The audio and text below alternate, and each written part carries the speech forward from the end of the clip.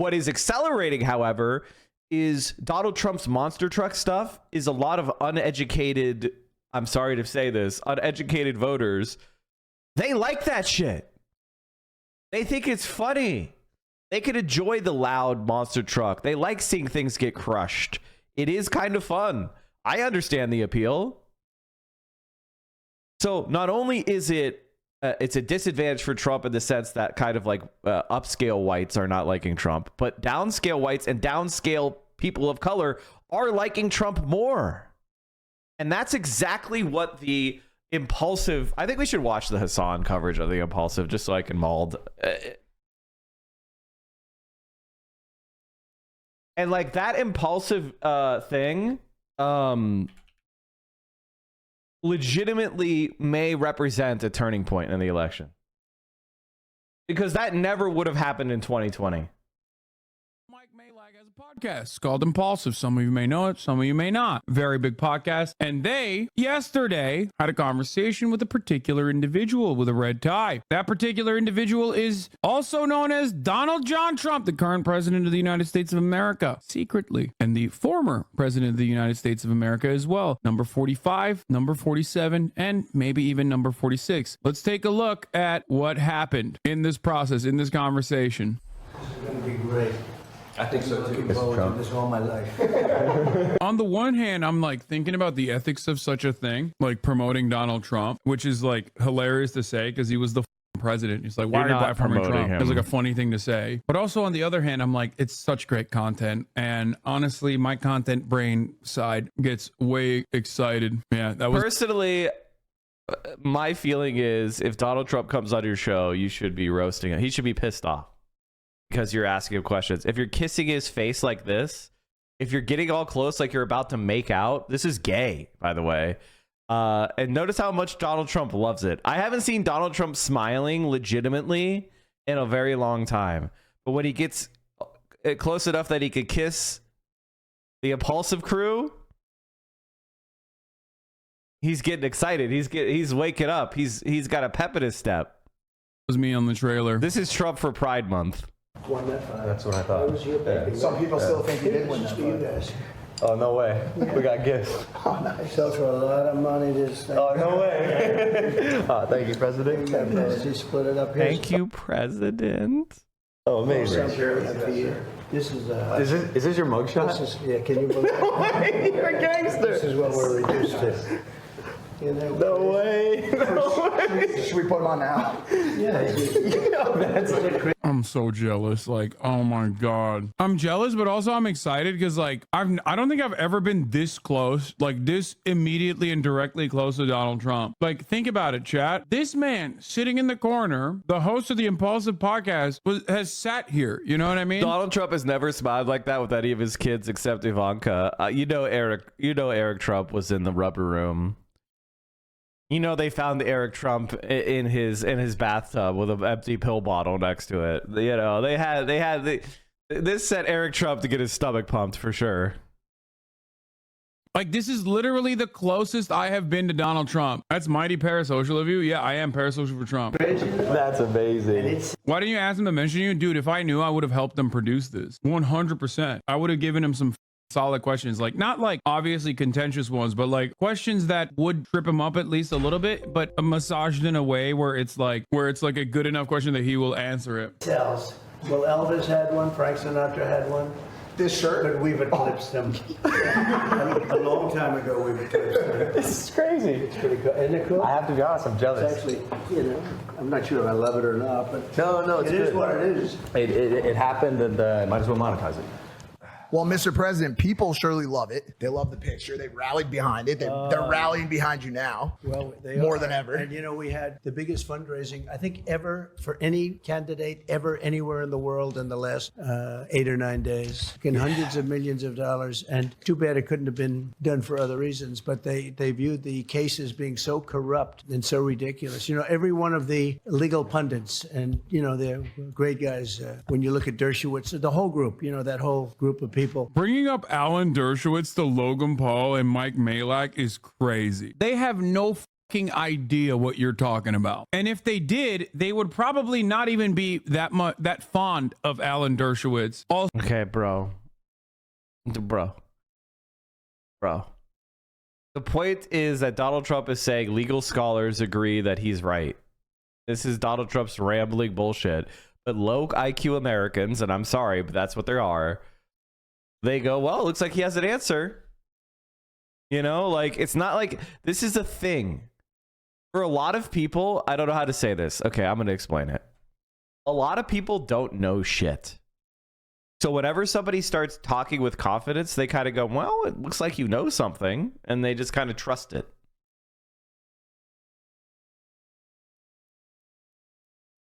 So, like, you know, the dumber Americans are going to go, well, it looks like Donald Trump says legal scholars found the case to be ridiculous. And if they already aesthetically kind of enjoy Trump, then that's all they need to hear. And then they can move on. He has an answer. That's it.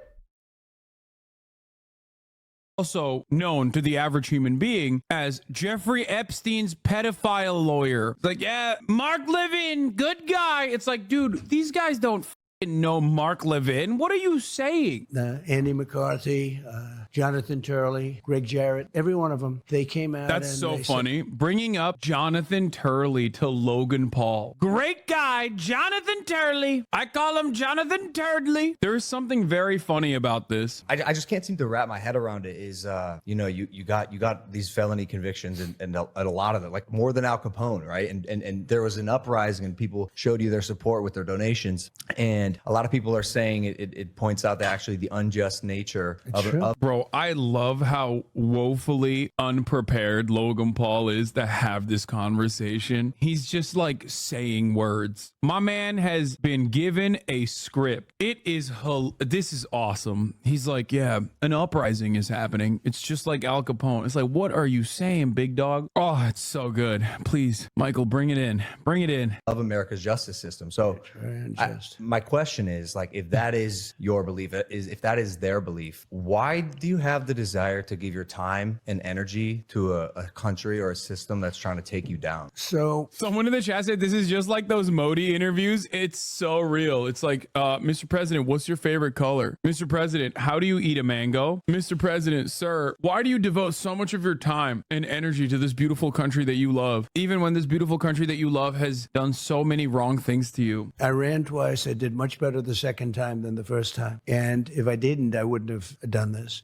But we had it going like this country has never been going before. It was really good. Now it's really bad. The worst border in history, the worst inflation, I think, in history. I think the history of the country, the people are getting decimated by it. All very all something you can fix. You can fix it fast. We were energy independent. We're going to be energy dominant very soon. All these things were happening. And then we had a terrible result in an election. And what happened was disgraceful. And we can't ever let it happen again. Dude, I can't understand how we live on this planet. I'm alive at a time when the former president who's running for re-election is going on the podcast of a dude I know very well. What the is, oh my God, look at the painting above Mike. Oh my God. Okay, I guess if we're keeping it a $150, he did go on Alex Jones last time he ran. But, we have a little expression. It's right on that hat. Make America great again. And we can do that. Make America great again. And this guy's not going to do it. This guy's destroyed our country. When you allow 15, 16, 17, they have no idea what the gotaways. Million people coming out of jails, coming out of mental institutions, insane asylum. The insane asylums all over the world, the mental institutions, they're at the lowest levels. They've been at it for years. They're going to be... By the way, chat. Okay, so this is Donald Trump just said something. It is a factual assertion. Either it is true that the insane asylums are being emptied into our country, in which case we should be having diplomatic protests to these countries saying, what the fuck are you doing? Or he's making it up. So which is it? Now, if you're a journalist, it should be your job to factually try to investigate this assertion and see, to the best of your ability, if you could figure out whether it's true or not. Let's see what the Impulsive brothers do. Totally empty. And you have terrorists coming into our country. We're going to be paying a big price, and we're going to solve the problem, and we're going to solve it relatively quickly. But we have other problems, too, with energy, with inflation. He's been a disaster as a president. He's the worst president. I love the impulsive zoom cuts on Donald Trump doing his tight five. Yeah, energy crisis, inflation, it's all happening. Meanwhile, it's like zoom cut, zoom cut, zoom cut, zoom cut. That's hilarious, dude. President we've ever had. The good news is he makes Jimmy Carter look brilliant by comparison. So Jimmy Carter Why are you laughing at that, Logan? Do you get that reference? is the only one that's happy with this. Logan, you get that reference, big dog? What are you laughing at? Dude, bringing up Mark Levin to Logan Paul and Mike Majlak is ridiculous. I will never let go of this. Jealousy doesn't suit you? Okay, shut the fuck up. I am jealous. I'm jealous as I am. Well, look, I think that's why a lot of people are so obsessed with you, Mr. Trump, Mr. President Trump.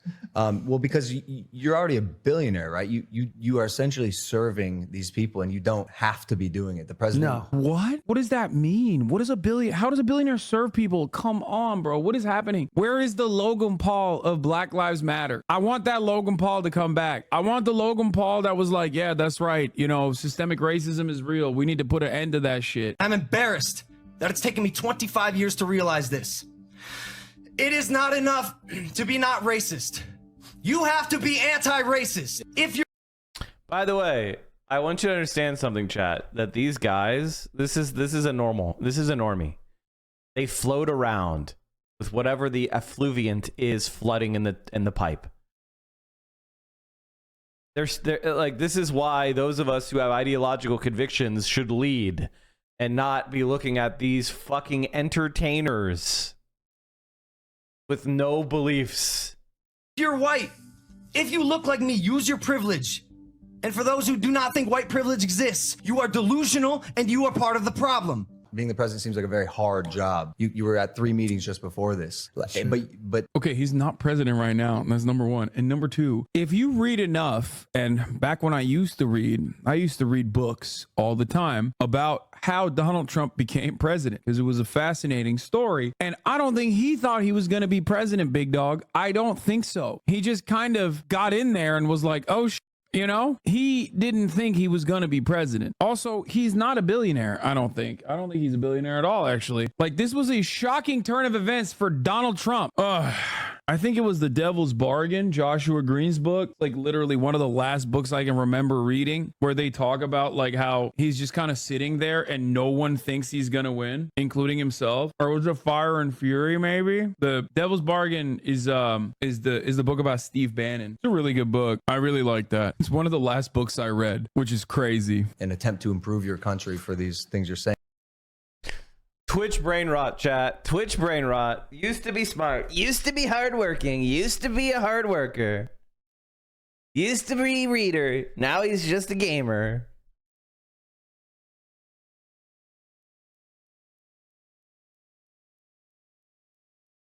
Yeah. It comes from what? Just the love of the Well, country? the people, I'll tell you, when you look at the people, when you look at the crowds, I did a rally in New Jersey. We had 107,000 people there. You saw that last week. No, he didn't. I love how Trump just makes shit up like this. This is why he's truly quite the amazing character. We did one in the Bronx. We had 25,000 people. And this was in the South Bronx, which is known as a rough area. And it was like a love fest. There was not even, like, nobody even raised a voice of dissent. The whole place, it was like a big love fest. Nobody could believe it. You saw that 3-4 weeks ago. There's Absolutely no dissent. No dissent. It was amazing. That's what America's going to be like when I'm president. No dissent at all. You won't believe it. tremendous. Our country has tremendous potential, but it's going down the tubes very, very rapidly. Nobody has ever seen anything like it, the way it's being run. So bad. And we can change it. We can change it quickly. We have a debate coming up. That'll be interesting. June That'll 27th, be- yeah. hosted by one of your favorite television networks, CNN. Well, they gave me the option. They said, would you do it? And they didn't want to do it. He didn't want to do it. So they gave me everything. Fake Tapper and lots of other people that were going to, were involved on CNN. I mean, look, Trump is a serial yapper and he lies about everything and he does it in a very convincing way because he's like very confident. And I'm thinking like, how? So I will say this: the Paul brothers have been completely snowed by Trump already. And this, ladies and gentlemen, I want you to understand something, is called campaigning. Donald Trump is good at campaigning. Awkward, they're not brothers? Oh, I thought they were. I thought it was the Paul brothers. I didn't know. I thought they were related. I don't watch that slop. Jake and Logan are brothers, the boxers, but not this other guy. I don't know. I honestly don't know the Paul brothers. I'm being honest with you, chat. I'm only interested in the angle of Donald Trump being interviewed by a Zoomer approved content creator. It's Logan Paul and his friend Mike. Logan brothers Jake is not on the podcast. Okay, thank you. Okay, thank you. Honestly, it speaks better of you that you don't know them. Why would I ever know them? Why would I ever watch the Paul brothers? That would legitimately be perverted. I think if a 40-year-old man is watching Jake Paul, he should be on some sort of sex offender registry. Honestly. Like what the fuck is going on? Imagine turning 18 just after the 2020 election and now you're 22 and the economy is shit. Who are you voting for? If I were 22 years old, I would remember. Okay, I want to explain something to you, chat. When I graduated college, I graduated in December of 2008. I took an extra semester during the summer so I could finish early. I had finished in 2008. It was the worst timing to be a fresh college graduate in the history of the American economy.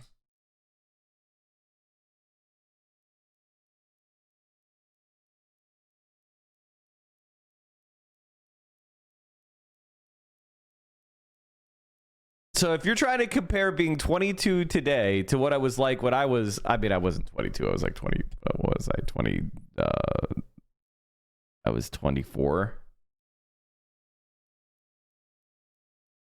It was not good.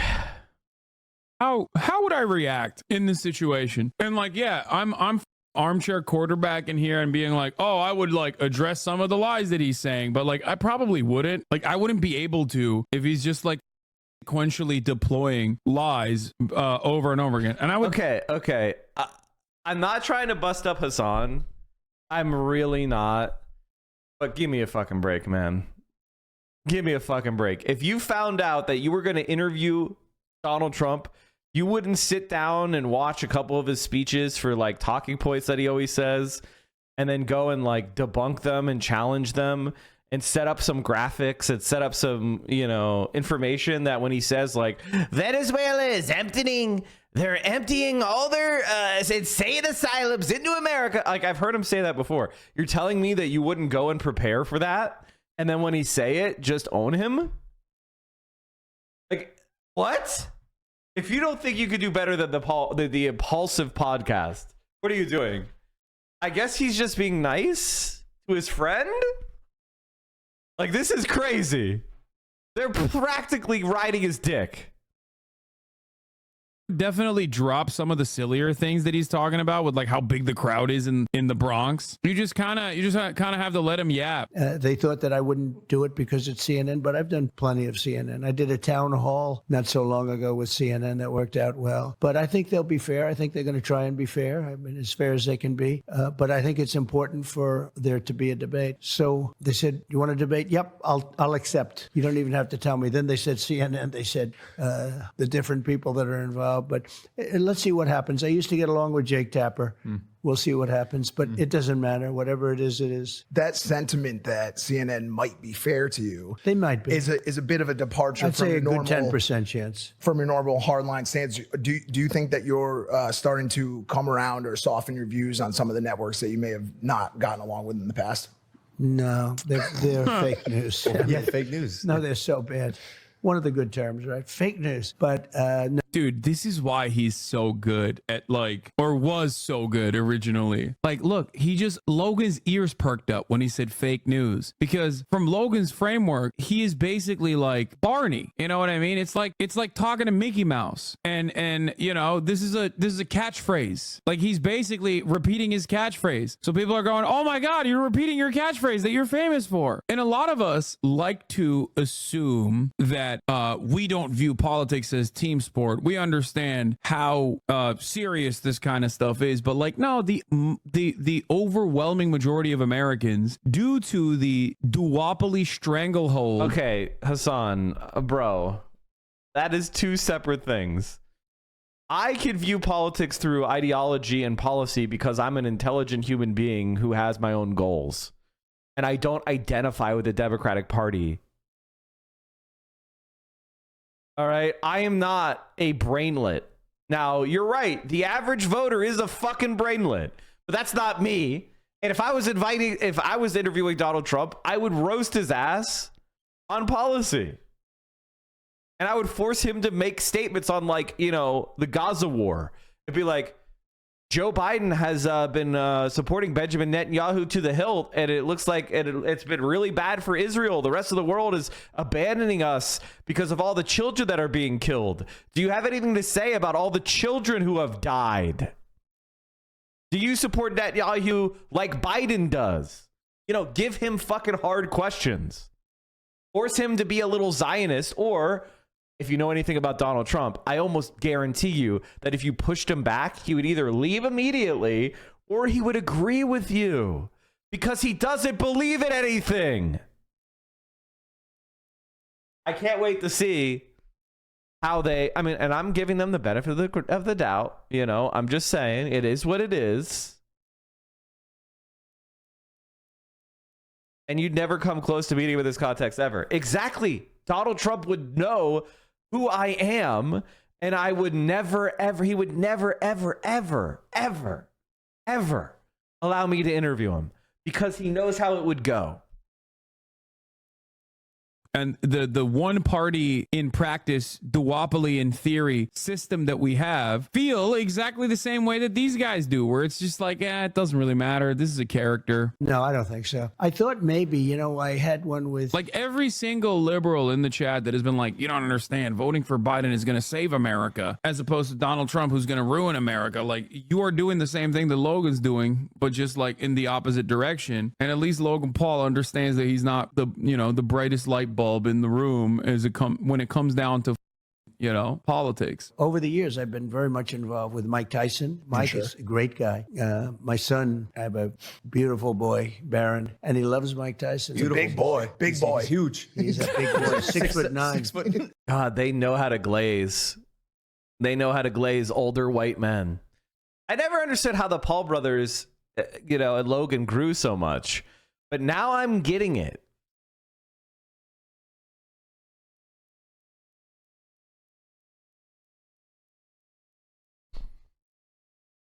Six foot nine.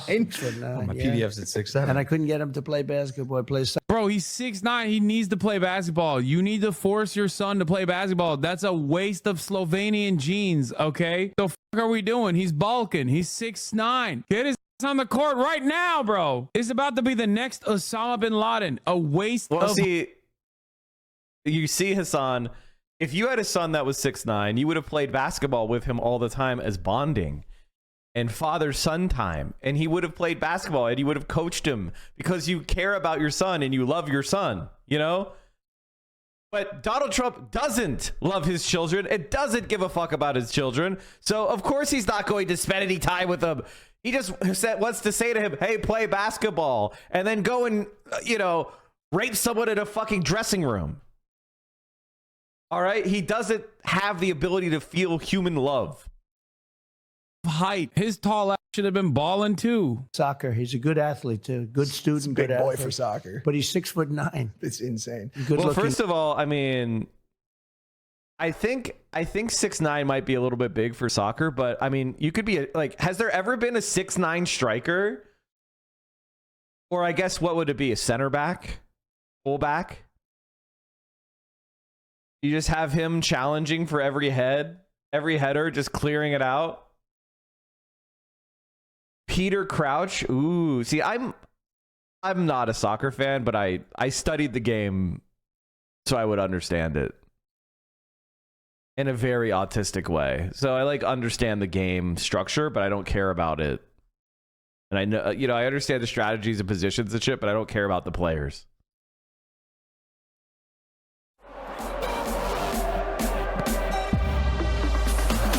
Yeah, this is what I'm talking about. Like, yeah, this is easy clap.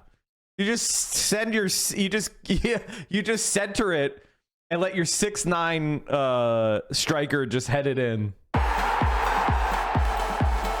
Yeah, like obvious. This is easy mode.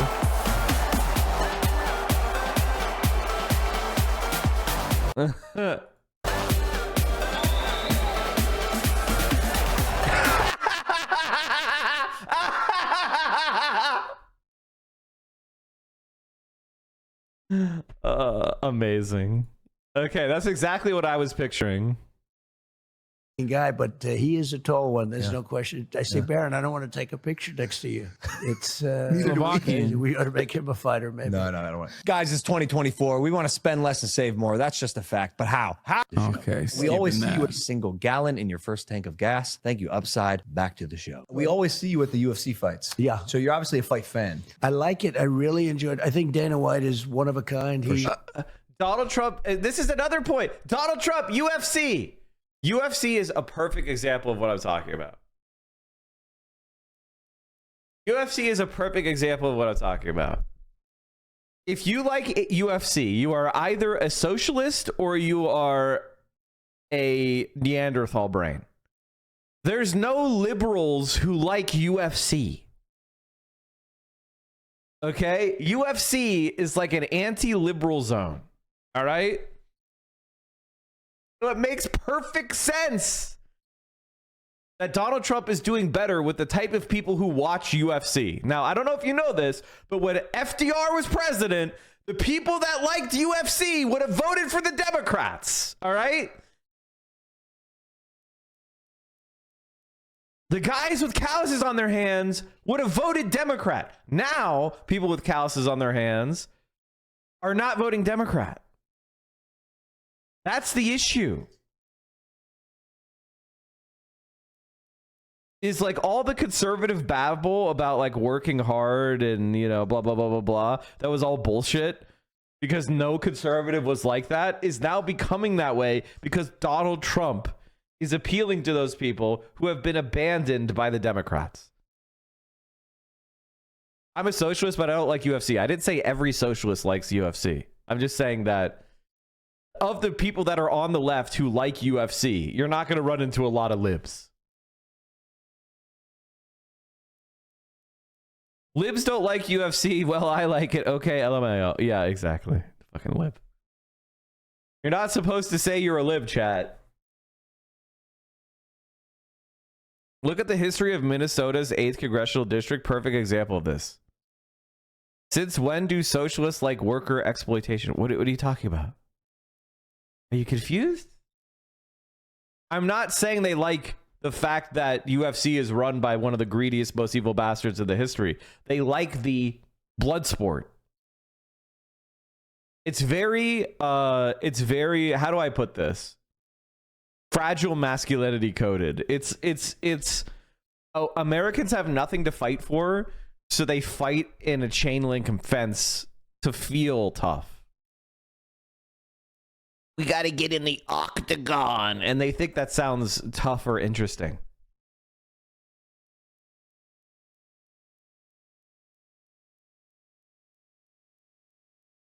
Amazing. They don't like it.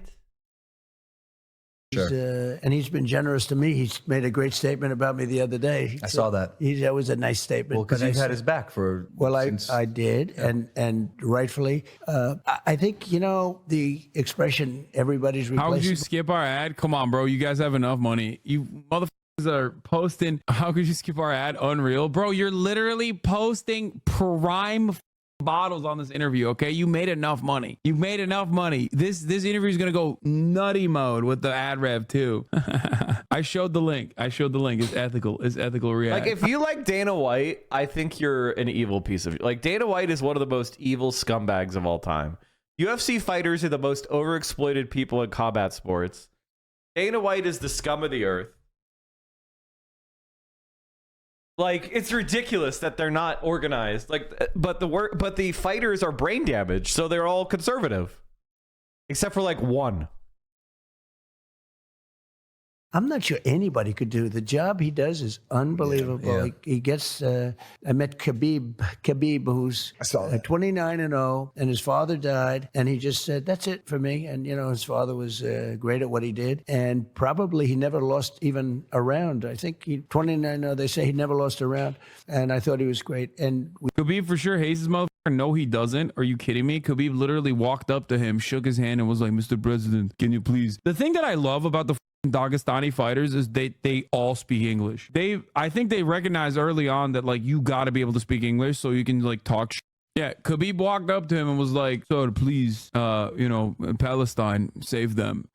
And Trump, of course, was like, "Yeah, I'm gonna deal with it. Khabib's English is honestly pretty solid. Yeah, no, all the Dagestani fighters, all they do is train and speak English, bro, so they could talk better. Khabib's father convinced them to focus on English. It's smart. It's very, very, very smart to be able to speak English. We got to speak. He was just about my favorite guy and really talented. The Strickland was fantastic the other night. I thought he was Great striker. He was. Everyone wants to come out of the cage and meet you after they win. They do. And Yeah, they do. I'm very honored by it. Every time they win. You sound like Pakistani parents right now. I mean, it's true though. It's if you want to make it in American media, you have to be able to speak English. Like you become an infinitely more marketable figure when you can talk in English. Okay, the moment that it's not a subtitle that's saying what you're saying, but instead is directly coming out of your mouth, you've become an incredibly marketable entity. And the Dagestani fighters, I think, definitely understand that. They jump out. Yeah. They jump out of that cage. Yeah, Islam Makhachev said this. Doesn't speak Money is English important, because- Islam. Look. Money is this guy important, Islam. Doesn't speak English. Money is important, because Islam. Nobody understands this guy. He doesn't speak English. English is important. If you want to make money,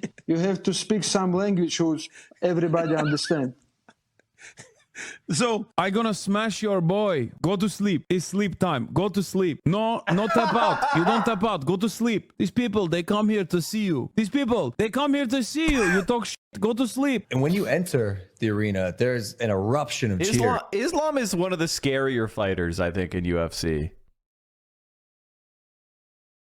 Like anybody coming out of Dagestan, anybody who, any kind of like Russian, Central Asian Muslim who's a professional. I mean, like, don't talk. Don't just let them inform you. Holy shit. Yeah. But I remember, because I've been going to UFC for a while, like it wasn't always like that. There was a very clear like shift in the perception of you. Do you feel like you feel that now? Yeah, it's like, talk now. Let's talk now. There's another one. Dude, think about how iconic that shit is though. Now we talk. Talking now. Now we talking. Now we talk. Before the fight, he talked so much. Think about that, dude. That's insane. Yeah, send Just me cleaner. location. Thank you for the More tier than one. ever. As No, you're beating some other professional UFC fighter to a pulp, you're like, let's talk now. Why you talk? I've done it in Vegas, Miami. I do it with Dana. Dana wants me to do that, and I do it. And it is an eruption. Hello? He said like he's never heard before. They actually stopped a fight. One of the fighters were walking out, and there's a fight going on, and these guys are really going at it. And they heard this crazy sound, and they stopped the fight. They both stopped fighting. They're looking over what happened. They probably thought bad things were happening to the arena, but no, it's been great. And he is just somebody you have to really respect. I imagine imagine you guys do, but he gets these fighters from all over the world, and they are, some really talented people. And I have respect for fighters. When you can take 200 shots to the face and then look forward to the second round. Yes. It's interesting. Biden could never do this interview. Holy fuck, he really is going to win. I don't know. We'll see. I'm not so certain of Donald Trump winning the election. Bad things to the face. He is going to win. I don't know. I think okay, my personal feeling about Hasan is that Hasan lives in West Hollywood. And whenever you're talking about vibes of swing states, there's no one who's worse at telling you what the vibes of a swing state are than Hazanabi. This guy, if he's not in New York or Los Angeles, he's in some fucking rich suburb of Austin. Like, this guy is absolutely no time spent in a place where a Republican wins elections. You know what I mean? Bro, Joe Biden is so fucking unpopular. The only people that rock Biden signs and Biden shit is people that are obsessed with hating Trump. That they're such haters of Trump that they adopt Biden. But there is no Biden love. There is no Biden love. It doesn't exist. And if you're running for president of the United States as a hater for re-election, no shot. No shot. And Biden is a piss poor campaigner. Basically, in 2020, Joe Biden glided into the presidency because he had enough of a lead, and he just kind of glided in there. And he's been gliding ever since. He's never gained any fucking ground with the American people. They thought he was funny from his onion memes, and it's all been downhill from there. You haven't seen the Dark Brandon memes. They're so gosh darn funny. Yeah, dude, that's what it is. Oh, we'll see. I'm not so certain of Donald Trump winning the election. I do think that he has a pretty solid chance, and I think that that should never be the case. But unfortunately, the Democratic Party has gone with Biden, who is an old man. But you are right. I don't think that Joe Brandon could do an uninterrupted hour-long interview like this and just like chirp about shit. Biden has a 20% disapproval margin, bro. Good luck with that. Yeah, except you do realize that the Democratic... Donald Trump is less unpopular than Biden, dude. Like, Biden is more unpopular than Trump. Party across the board is nowhere near as unpopular as Joseph Robinette Biden is. That's the issue. But the Democratic Party is actually doing fairly well in a lot of the same Senate seats on the same ballots but that Joe Biden is supposed to be at the top of the ticket on. That's the crazy part about it. Like, the Democratic Party isn't doing poorly. Biden is. And under normal circumstances, it's never down ballot that carries the top of the ticket. It's vice versa. You have a very popular leader that a lot of people rally around, and then they go, I'm here. Might as well vote down ballot for the Democrats as well. In this situation, it's the exact opposite. Republicans flopped in the midterms. It's not even just that. Like, the Republican Party is broadly seen as like undemocratic, anti-democratic, corrupt, chaotic, and also greatly invested in the removal of civil liberties from women. Okay, not just like gay people. That's not true at all. Most people are not. I'm sorry. I disagree with all of Hasan's analysis today, but like, most people don't even understand why abortion got banned, or even if it is banned in their state. If you're not getting an abortion right now, the average normie isn't thinking about abortion that much. Now, a lot of women do care strongly about this issue. The only issue is they were already all Democrats.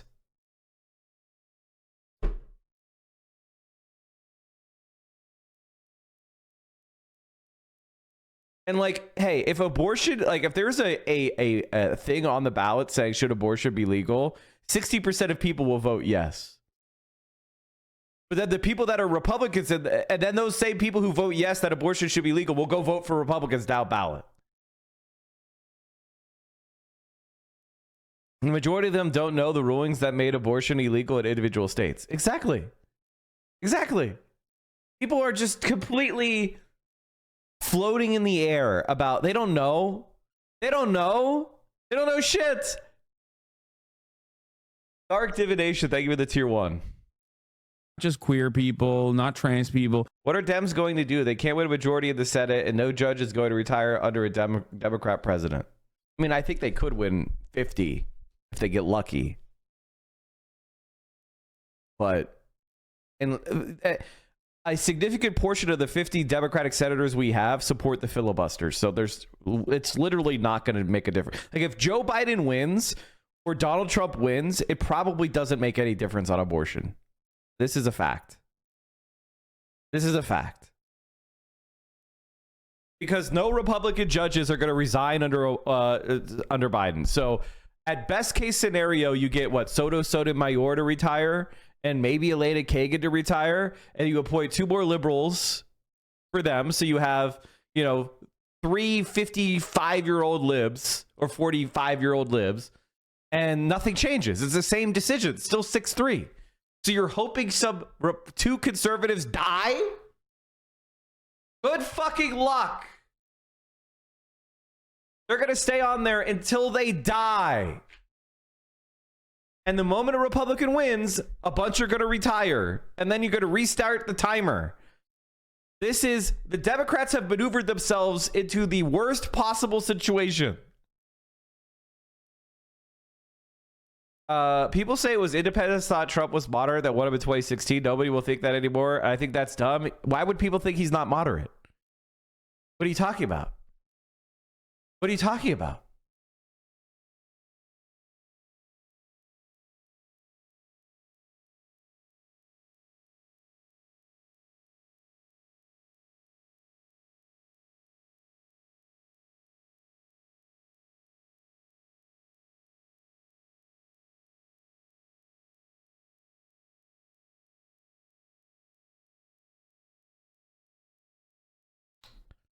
Has the mental fitness to do the job. Not at all. Biden 47%.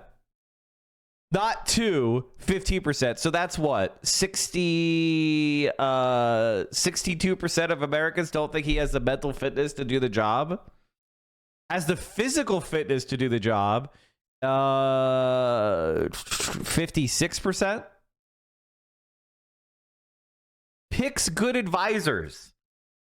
Biden has a, 2-point advantage on that? Wow, great job, buddy. Respects the country's democratic values. I wanted to see what people think their... this would be a really good question. And maybe you guys in the chat can help me find if this poll is done. I would love to see what people think the ideology of each candidate is. It would be nice. Like, do you think that Donald Trump is very conservative, moderate, liberal, leftist, etc.? Do you think Joe Biden is, very conservative, moderate, centrist? I would love if we got a poll like that, where it was the voters' evaluation of the ideology of the candidates. That would be so fucking funny. I would love that. I don't think such a poll exists. I don't think such a poll exists, as far as I know. Okay, let's get back to this impulsive shit. I'm talking women. That's 50% of the population. There's a lot of Republican women, white women that vote. So when they see that shit, they're like, you know what? This kind of sucks. I actually don't want to vote for these guys. Abortion is massive. It's a massively consequential thing that the Republican Party brought about. Main point of my comment, the point is that people need to stop focusing on an undecided group. Everybody knows who Joe Biden and Donald Trump is. Everybody has their opinion on Joe Biden and Donald Trump. They're like this campaign. The reason why no one cares about this campaign is because we already know who these people are, and we're all coping that it's not real. About itself. They are, in many respects, suffering from their own success. Since you left office, the number of global conflicts has skyrocketed. And I know Khabib talked to you about it quickly when you spoke with him. I think 2 weeks ago about President Biden authorized the use of American weapons in Russia, which has now led to a fleet of Russian warships coming towards Cuba this week. What are your thoughts and concerns around our current handling of our relationship with Russia? Russia? Well, the Russian attack on Ukraine would have never happened if I were president. Would have never happened. It's just a shame. So many dead people. You look at just the soldiers. It's 500,000 soldiers between the both countries. But so many dead people, so many towns and villages and buildings and all. I mean, magnificent culture just being wiped out. You okay over there? Stuff's falling Yes. over. Sounds good. Nice book, by the way. Nice book. We'll get to that. That's his book Come on, about, yeah, about overcoming drug promote it. addiction. It's a bestseller about the opiate epidemic, which we'll talk Good. about. Wow, after. that's a great topic because it's so sad to see what's happening. Wow. That's right. Nice book. I'm going to kill all drug dealers. Wow. I love when he says Russia never would have invaded Ukraine if I was the president. It's just like all of these things that have happened under the Brandon regime. He could just sit back and be like, yep, if I was president, none of that would have happened. Only good things, none of the bad. Believe me. So bad. But it's a shame because it never would have happened. And it didn't happen during my 4 years. It didn't happen. It wouldn't have happened. I got along very well with Putin. I got along with Zelensky, but it wouldn't have happened. And October 7th would have never happened. And yeah, like, see, this is the part where I would be like, if I was in the room in a situation like this is the part where I'd be like, how can you say that? Honestly, you ripped apart the Iran denuclearization agreement, which literally created more regional stability. You added additional sanctions to Iran, even though European investigators were still openly reporting that Iran was following through on the nuclear denuclearization agreement, even after you ripped the deal apart famously. You moved the embassy to Jerusalem, which was insane. That was an insane move. You moved the American embassy to Jerusalem, making it permanent that like Israel now controls Jerusalem, including occupied East Jerusalem. You then recognized annexed territory, Golan Heights, which is Syrian land that Israel illegally occupies. Again, you recognize that as like permanent Israeli land. You did the Abraham Accords, which directly wrote out the Palestinians from the equation of Palestinian sovereignty, which greatly increased tensions and was a direct. If you can explain as to why Dems don't pursue Ruth Bader Ginsburg to vacate the seat on time, the answer is because the Democratic Party has controlled opposition. The purpose of the Democratic Party is to have the most incompetent and stupid people who are left of center or even, ape as moderate to take power. Basically, if you want to succeed in the Republican Party, you need to win. If you want to succeed in the Democratic Party, you need to lose. And the more expensive the defeat, the better. All right? The more inefficient you spend money, the better. The more corruption you exemplify, the better. That's the reason. And I know it's like, okay, when you say, Mike, you really think Democrats are controlled opposition? The answer is yes. What do I mean by that? It's not that the people that necessarily have the jobs are trying to lose. Like, I think Chuck Schumer wants to be majority leader, right? But the reason why Chuck Schumer is given all the money by the donors is because he's a loser. So like when the donors give money to a Republican and then they give money to a Democrat, they give money to the most bloodthirsty Machiavellian conservative who they want to implement their policies by any means necessary. But when they give money to a Democrat, they give money to the Democrat that wants to bend over backwards to collaborate with Republicans. So if they lose, like if the Republicans lose the race and it goes to a Democrat, well, at least the Democrat they picked is a quisling. And if the Republican wins, they get all their great policies that they love. That is American politics in a nutshell. A eviscerated eunuch party known as the Democrats and a bloodthirsty, ruthless party known as the Republicans. And that is the way the donors like it. Because if you're a rich person, you don't want to have a center-left party that raises your taxes and starts building public infrastructure. Hell no. What's next? A license to drive a car? The direct consequence of which was October 7. Beyond that, you also assassinated the second in command, Qasem Soleimani, in Iran. You are a big part of why October 7 happened, if not the biggest part outside of Israel. This is the type of shit that obviously Trump is never going to be questioned on, because I don't think it's not even like Mike that's going to ask him these questions, but it's also not even like mainstream media that would ever ask him these questions, because the reverse of this for mainstream media, the reversal is an easy fucking dunk as well. Trump could go, if it was so bad, why didn't Brandon change it? You know what I mean? Because Joe Biden has continued on the Abraham Accords. Joe Biden never reversed the embassy move decision. Joe Biden never fucking took back any of the things that Donald Trump did on Israel. So there is a unified bipartisan agreement when it comes to American foreign policy. That's just the truth. That's why someone like Donald Trump, when he was running in 2016, could very easily turn around and say, Obama put the kids in concentration camps too. Why are you getting mad at me when I do it? Which is so funny to be like, oh yeah, we hate that you're putting children in detention facilities. And he would always just say, who built the detention facilities? That's what he said over and over again. Who built the facilities? Obama did. So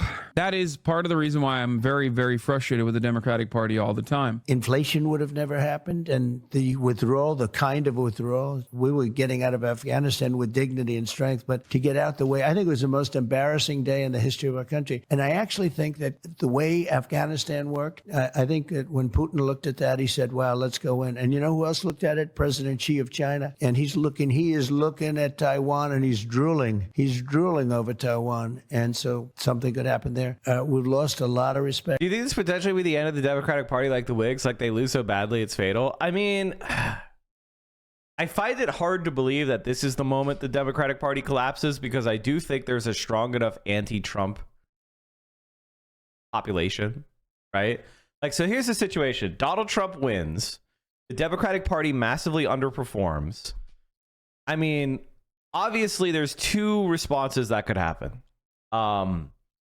Liberals turn against the left and collaborate with Donald Trump, which would seem like it doesn't make sense. But on a certain aspect, it does make sense. From the ego protection aspect, if you're a centrist Democrat and you've been arguing that centrist Democrats are the best way to beat Trump, and you get your way and centrist Democrats get absolutely fucking owned by Trump, what is a better protection for your ego?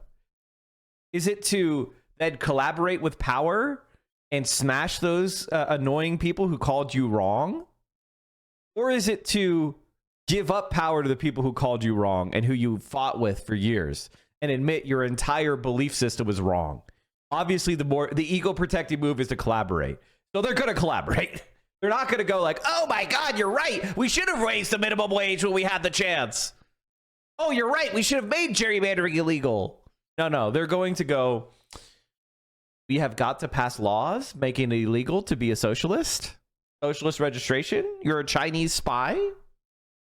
Prepare yourself. Just prepare yourself. That's coming.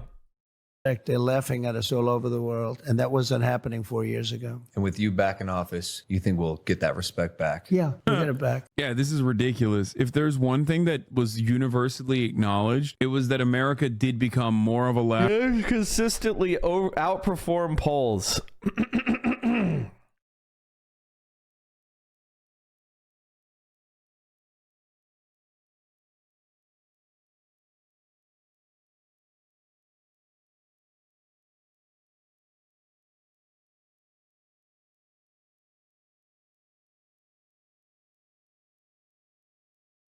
If you look at the final polls, they had Joe Biden was 8.4% ahead of Trump in the final polling.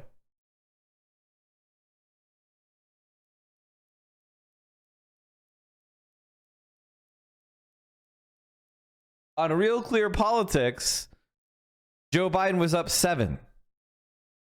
Right? Now, the final results was he won by 4.5% of the popular vote. If you really want to see something interesting,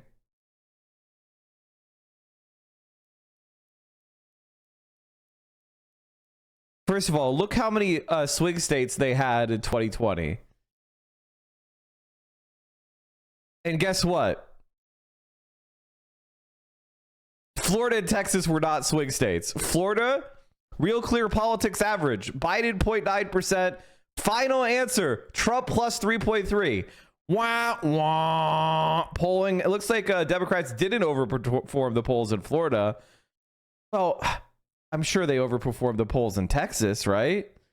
Oh, no. Trump overperformed in Texas. What about Arizona? Trump overperformed in Arizona, but Biden won. Arizona, I think, was where the polls were the most correct in the entire country. Where were they the most off? I think Pennsylvania. No, okay. Looks like the RCP average was pretty close.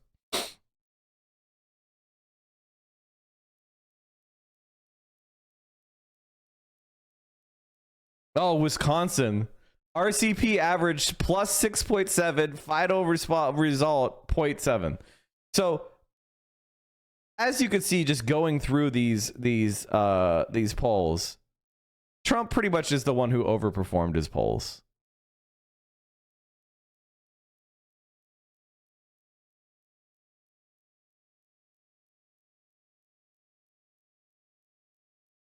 So the idea that Democrats are overperforming against Trump is just not the case.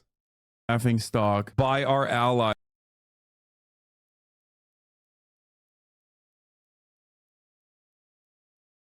There are many problems with political polls, latest garbage poll, but this to me is what takes the cake. Is Biden doing all-American free market capitalism with freedom sauce or foreign scary big government socialism?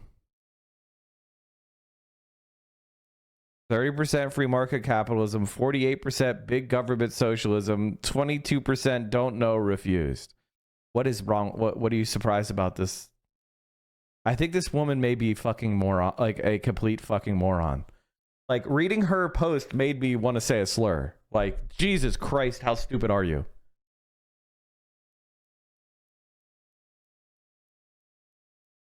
Which better describes Biden's economic policies? Free market capitalism or big government socialism? What is wrong with this question? The answer is free market capitalism. But are you surprised that Republicans call him a socialist? You shouldn't be, you stupid fuck.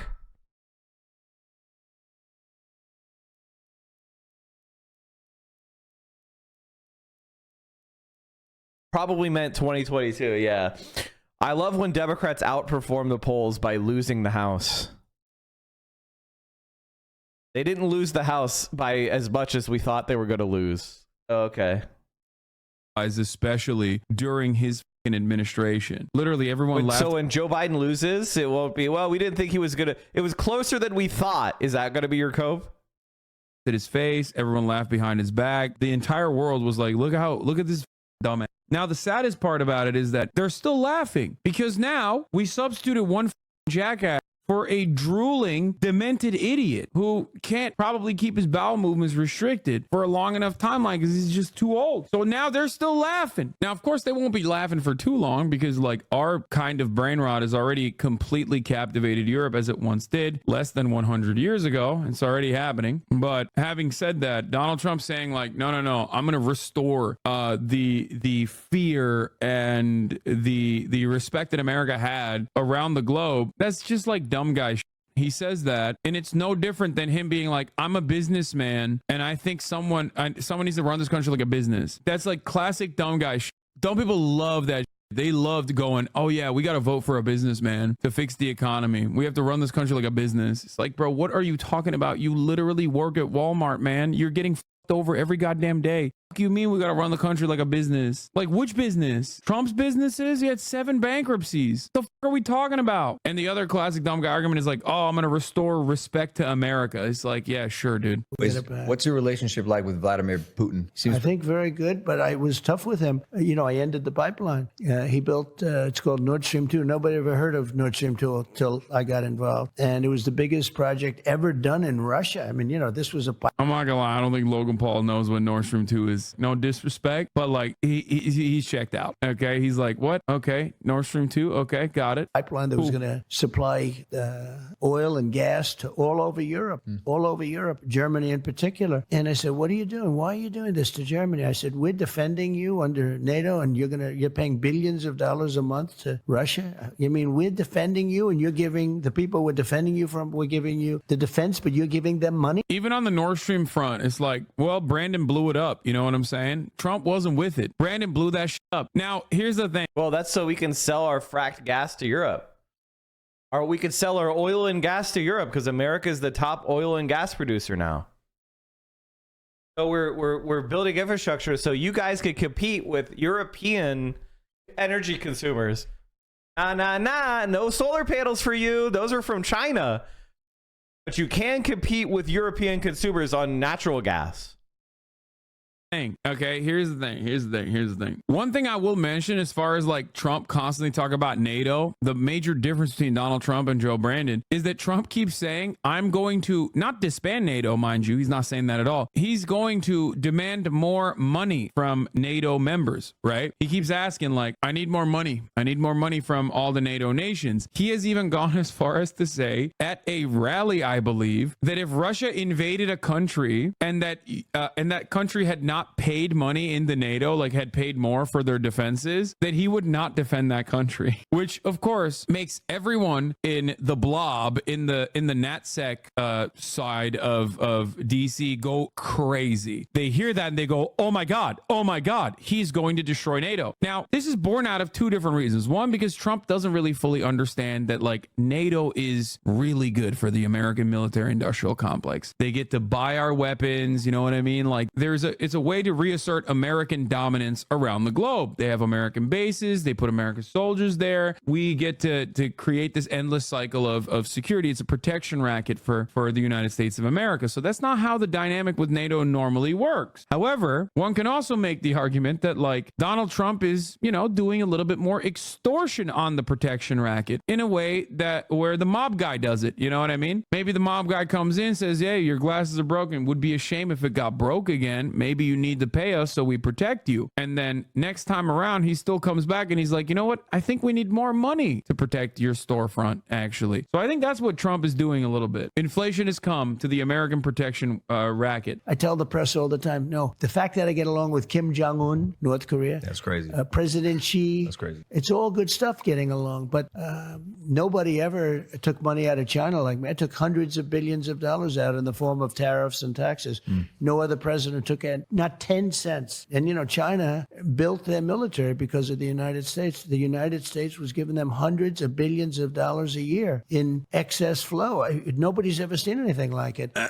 But we took out hundreds of billions of dollars from China. And I still got along with President Xi until COVID. That was a breaking point. But no, but he was a guy that I respected. He liked me and I liked him. That's a good thing, not a bad thing. You know, the press says, oh, isn't it? I think a lot of these global leaders know like how to manipulate Trump, by the way, like where they just basically glad handle. They just tell him like he's a big boy, he's very strong, and then he like takes that at face value and goes like, yeah, that's right, they love me, they respect me, they're afraid of me. Because like think about it this way, Donald Trump's a dumbass in comparison to like people like Vladimir. I mean, I hate to disagree with Hasan one more time, but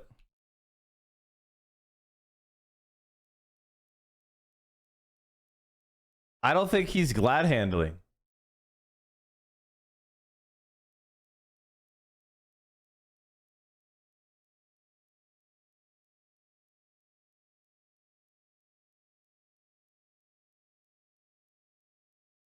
UK Labour will still work with Trump after guilty verdict. Britain's potential next Prime Minister, Keir Starmer, said verdict is unprecedented, but vows to make it work if Americans pick Trump in November.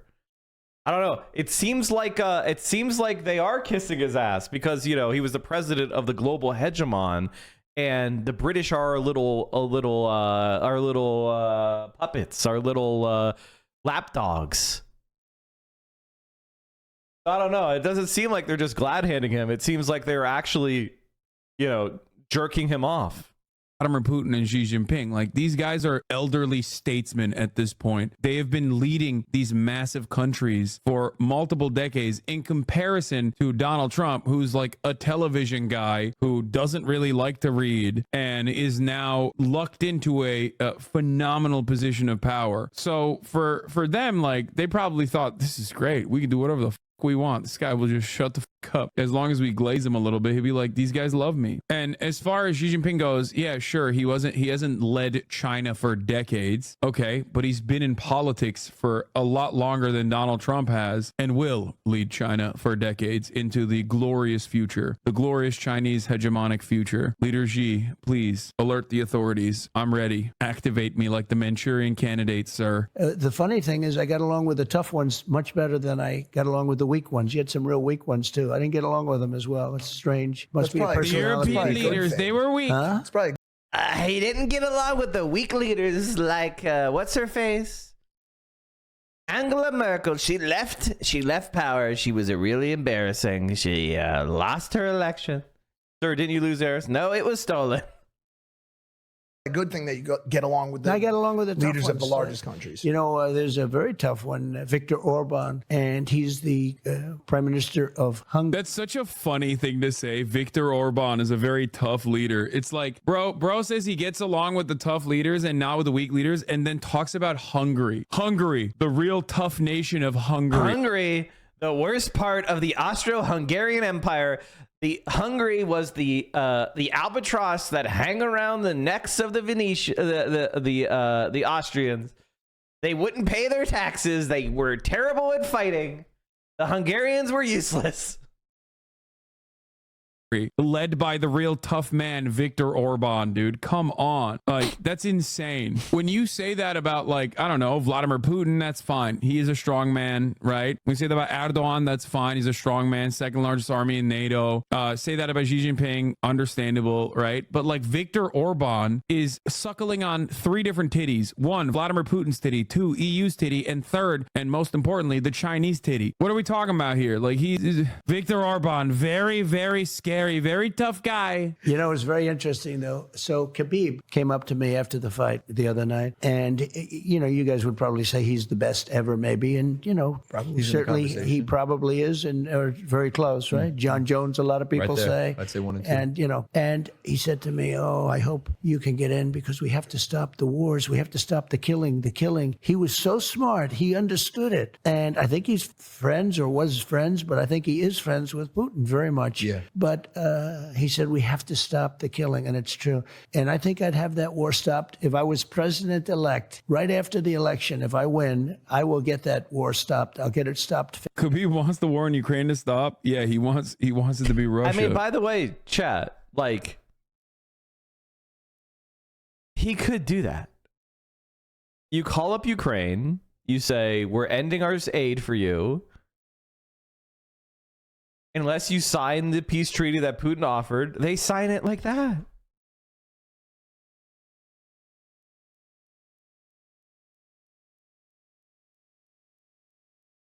He wants Ukraine to be the second Dagestani territory so that they can finally stop being pussy and start doing real war like real men. No more gay shit. Fast before I get to office, if it's not stopped before then. Talking about Russia, Ukraine. I'm talking about Russia, Ukraine. We'll get it stopped. On the so flip many side- people are being killed. Mike, ask him a question. Be like, how? What are you going to do? Far more people are being killed. And I thought it was great when Khabib came up to me, he says, we've got to stop all of the killing in the war. He's a very smart guy. By the way, Khabib was talking about Israel, big dog. He wasn't talking about Ukraine. I don't think Dagestani dudes who are in most circumstances pushing Z unconditionally are being like, hey, can you please stop Russia invading Ukraine? Okay. He was talking about Palestine. And by the way, like, when Ukraine signs their surrender document and gives up, you know, those 4 provinces in the eastern part of Ukraine and promises not to join NATO, but the rump state of Ukraine's economy slowly collapses as more and more Ukrainians like leave the country.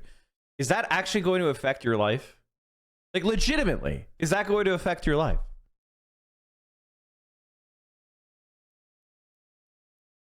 It absolutely won't. Americans will forget about it the next day, just like they did with nobody gives a fuck about Afghanistan, by the way.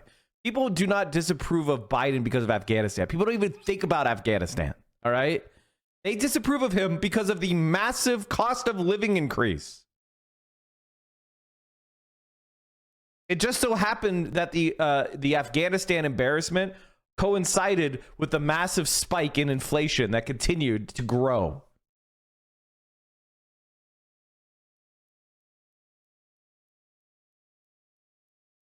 Now the New York Times publishes drafts of Ukraine-Russia peace deal that was close to signing in spring of 2022, but still admits that Boris Johnson and Biden administration blocked it.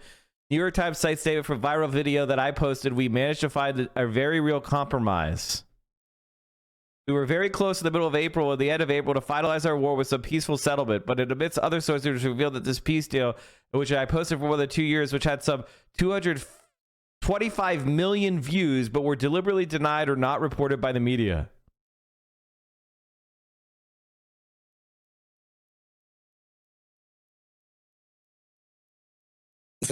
I was in that moment in the group of Ukrainian negotiators. We negotiated with Russian delegation practically 2 months, in March and April, the possible peaceful settlement agreement between Ukraine and Russia. And we, as you remember, concluded so-called Istanbul communique. And we were very close in the middle of April, in the end of April, to finalize our war with some peaceful settlement. For some reasons, it was postponed. But to my mind, Putin, this is my personal view, Putin in 1 week after started his aggression in 24 February last year, very quickly understood he did mistake and tried to do everything possible to conclude agreement with Ukraine. Han Antifa 22, they give the tier 1. It was his personal decision to accept the text of this communique, which totally far away from the initial proposal of Russia, ultimatum proposal of Russia, which they put before the Ukrainian delegation in Minsk. So we managed to find a very real compromise. So Putin really wanted to reach some peaceful settlement with Ukraine. It's very important to remember.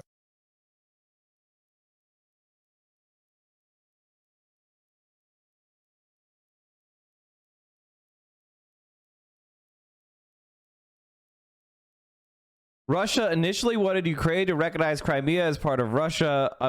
By April 15, both sides agreed to exclude Crimea from their treaty, leaving it under Russian occupation without Ukraine recognizing it.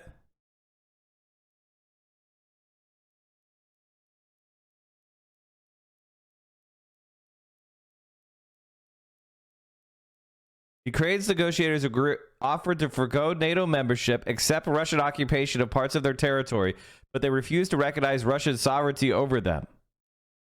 Ukraine proposed never joining NATO or other alliances.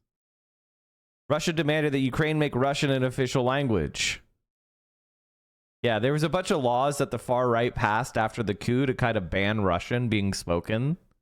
I don't know if you guys know that. There are like a lot of like anti-Russian language laws and stuff.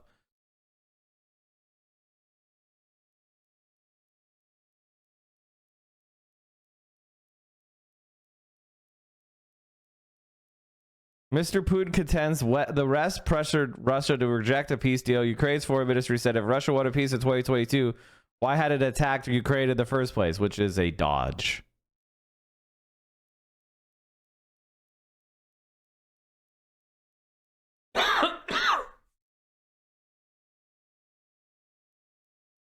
So in other words, the Americans kept this war going. The Ukrainians have suffered.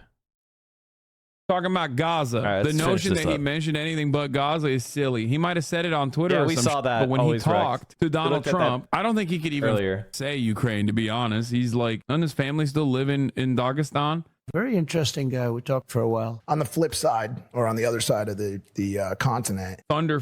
Do you always, Turkey's dumb, do you always suck Palestine off? Thank you for recognizing Palestinian statehood and sovereignty. Let's continue. The Gaza situation has been horrible. Big news. How can you still like Mike after this? Isn't he pushing all right propaganda here? I can. You want to know how? Because I'm not some brain broken person who literally thinks like that Mike Majlak is like secretly trying to get Trump elected or some shit by having this interview with him. But that's probably the reason. You say stuff like this, and then your parents are unironically saying like alt-right, by the way, get the out of here. They'll be like, wow, I can't believe you like a dude that you know personally, that you think is a very nice person, very kind person, and a well-intentioned person, for platforming the former president of the United States of America. Meanwhile, your dad is saying fucking unimaginable shit that you would be incredibly embarrassed to repeat in broad daylight. I don't see you restricting your access to your own family members. You know what I mean? Also, chatters are really funny because I would love the opportunity to do this and platform Donald Trump. Okay, I would love for that. I would die for that opportunity. It'd be sick. Over the past years. Okay, my feeling on this is I'm going to have a different perspective. I think that Mike gave Donald Trump a softball interview, and that means he's at least ambivalent about the right-wing movement that Donald Trump represents, which in my worldview means that he can't be considered a good person. Like in my view of what a good person is, which is the most meaningless phrase, by the way, whenever somebody says so-and-so is a good person, you know what I think? You know what I legitimately think when I hear so-and-so is a good person? I nod my head and think, that person's a bad person. You need to have your guard up around that person. As soon as somebody says the word good person to me, I'm like, all right, that person's a piece of shit. I have never heard somebody go like, oh, that person's a good person, and then being like, and then later being like, wow, that person was a good person. Best case scenario, I'm like, wow, that person's mediocre.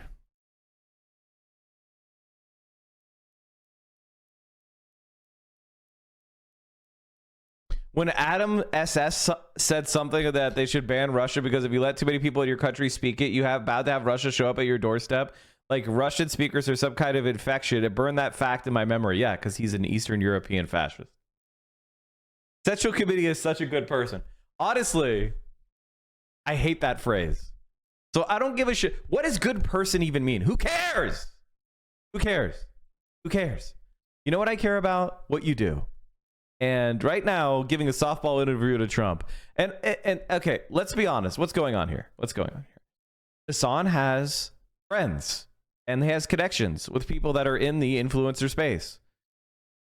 And he has decided, and I think wisely, that he is going to keep bridges built and open, and he's not going to silo himself off into a bubble. That's his decision. He's consistently always been extra open, extra charitable to people that don't deserve it. He's always been that way, and it's a knowing strategy that he's. And you know what? I like that there's some people that are doing that strategy, but I'm not going to delude myself into thinking that anybody who would happily soak up clout from Donald Trump and give him a softball interview is, quote, on my side. They're not on my side. They're on their own side. I would love to platform the motherfucking president, all of the presidents. It's not even about platforming. It's more just like the nature of the conversation. Being grab-assy and friendly to Donald Trump and not really talking about politics is just like it's bad. It's not good. United States has always been, and you were always a staunch ally of Israel. Has your sentiment on Netanyahu or on his regime changed at all in light of any of the events of the past 6 months? No, look, it was a shame that it should have never happened. It would have never happened. Iran was broke when I was president. Nobody was allowed to buy oil. He literally ripped apart the denuclearization agreement. This is ridiculous. The notion that he did not make this conflict or make Iran more reactionary towards America is silly. Also, there's a good question from Mike. You see? It was allowed to buy anything. They were broke. A Democrat congressman. By the way, I think this is a good question. I think this is a good question for Mike. I think this is a good question. I think the problem is the follow-up, lack of follow-up. This is why, this is the problem with having professional politicians on your show if you don't do politics. is you need to have the knowledge base and you need to have the confidence to be able to follow that up. And you'd be like, okay, so Israel has killed 15,000 children and Netanyahu's possibly going to be indicted by the International Criminal Court. I mean, even if you think those institutions are bad, which I know you do, doesn't that make us look bad to the rest of the world? Doesn't it make it easier for China to win the soft power and diplomacy with the third world, with a lot of countries seeing, children being killed and the U.S. supporting it and paying for it? Doesn't that make us look like the bad guys? And on Deface the Nation, At least fucking force Donald Trump to say the killing of kids is good. At least force him to become the disgusting bigot that he is in front of everyone. Deface the Nation, ladies and gentlemen, it's Deface the Nation, yes, commonly known as Face the Nation. But by the way, this is where Donald Trump wins over normal people, is because he says this kind of like hack comedian shit. I call her Deface the Nation. The show's name is Face the Nation, but I add a D because it makes the country look bad. The media's broken. I think we could all agree the media's garbage. And that is just a kind of funny way to talk. Call it that. You have a name for I think everything. I have a name for everything. I'll end up with a name for you two guys by the time. Yeah. But it'll be. I can't wait to hear No, mine. they'll be good names. They'll be good names. But so he was on the show and he said, whether you like Trump or not, Iran was broke during Trump's. They would have made a deal within 1 week, and now they have $250 billion. We would have had a deal done literally in 1 week after the election, and it was ready. They were absolutely, and they had no money for Hamas. They had no money for Hezbollah. They were broke, stone cold broke. Now they have $250 billion. Biden took off all of the sanctions. He let them go. China went to town. I told China, if you buy 1 barrel of oil from these people, you're not doing any business with the United States. They took a pass, no oil, and other countries likewise. And we would have had a deal. Would have been a great deal for everybody. We would have had a deal. Now they have $250 billion. They made it all in 3 years, 3.5 years. They made it all during this Biden term. This episode is sponsored by myself. I sponsored it myself. Prime X, guys. We just dropped Prime X. This is our biggest launch ever. It is a $1 million treasure hunt. So after you buy your bottle, I want to ask about money. Money in this country. Go ahead. Donald Trump, you tried to do Trump water, didn't you? We're in the beverage business ourselves. You got any tips? I've had a very fortunate career. Yeah. I've made some money. And More money than you ever thought possible. For sure. Right? For sure. Yeah, I know. I know the Absolutely. kind of money you make because I know when you have a top event and your shows, but these events are doing fantastically. Yeah, What yeah. you've done is incredible. Yeah, I'm very blessed, and part of the reason that I believe I'm blessed is because of this country, and I think in a way I'm kind of living like the modern day American dream. Yeah, guys, all you have to do is be one of the top video creators on YouTube and then parlay that into a successful boxing event. Anybody could do it. Also be born rich. Had access to a phone and could start my business and reach the entire world on this device. So, Excuse me, did you guys start like separately? me and Jake? Yes. Nah, together. Oh, you started together. Together on YouTube. And did you branch out? You each have your Yeah, own thing now? well, eventually, because I went to college. Jake was still in high school. He ended up dropping out. I finished my first year. It's an amazing 2 stories, right? Yeah, for sure. Who makes more money? It depends on the year. It depends if Jake has I wanna fights. ask you- That's crazy, bro. What do you mean? This motherfucker makes so much more money with the Prime? No, this is literally propaganda directed towards a young audience. I don't get how you can be okay with it because I love Donald Trump. That's why I'm okay with it. I want Logan Paul's 12 to 16-year-old demographic to go and illegally vote for Donald Trump. This is why I always laugh when people ask me the question like, what should politicians do more about outreach in terms of social media? And I'm just like, dude, it doesn't really, that's not moving the needle. I promise you. He's got Cambridge Analytica. He's all right. and it depends on when this. I don't think that was a very good response to the question. I mean, what's happening here is Donald Trump is getting humanized by the Paul brothers. This is helpful to his campaign. It's just that simple. It's helpful to his campaign. Joe Biden could never do this.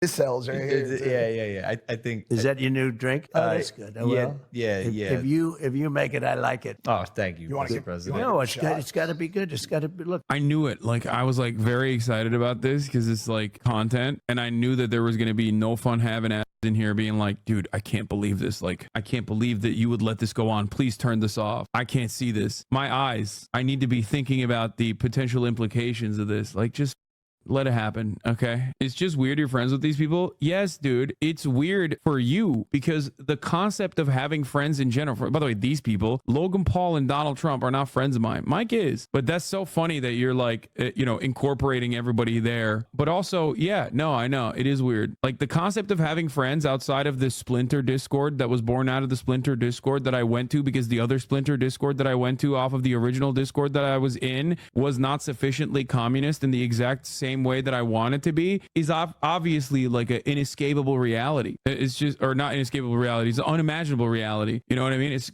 so. I mean, what Hasan is really talking about here is how content creation and capitalism works today, which is you have to have two things.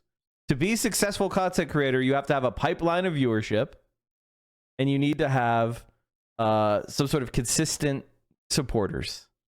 Okay, that's what you need. Consistent supporters and a pipeline of viewership. Hasan wants to have all these normies, these apolitical Andes, as a pipeline of viewership. That's what he's trying to set up. It's very straightforward.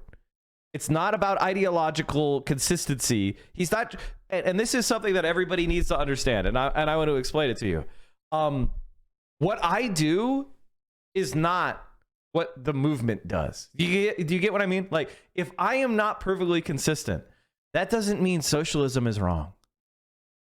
If I have friends with people who I disagree with politically, or I have connections with people I disagree with politically, that doesn't mean the movement has been destroyed because I'm not consistent with my friendships.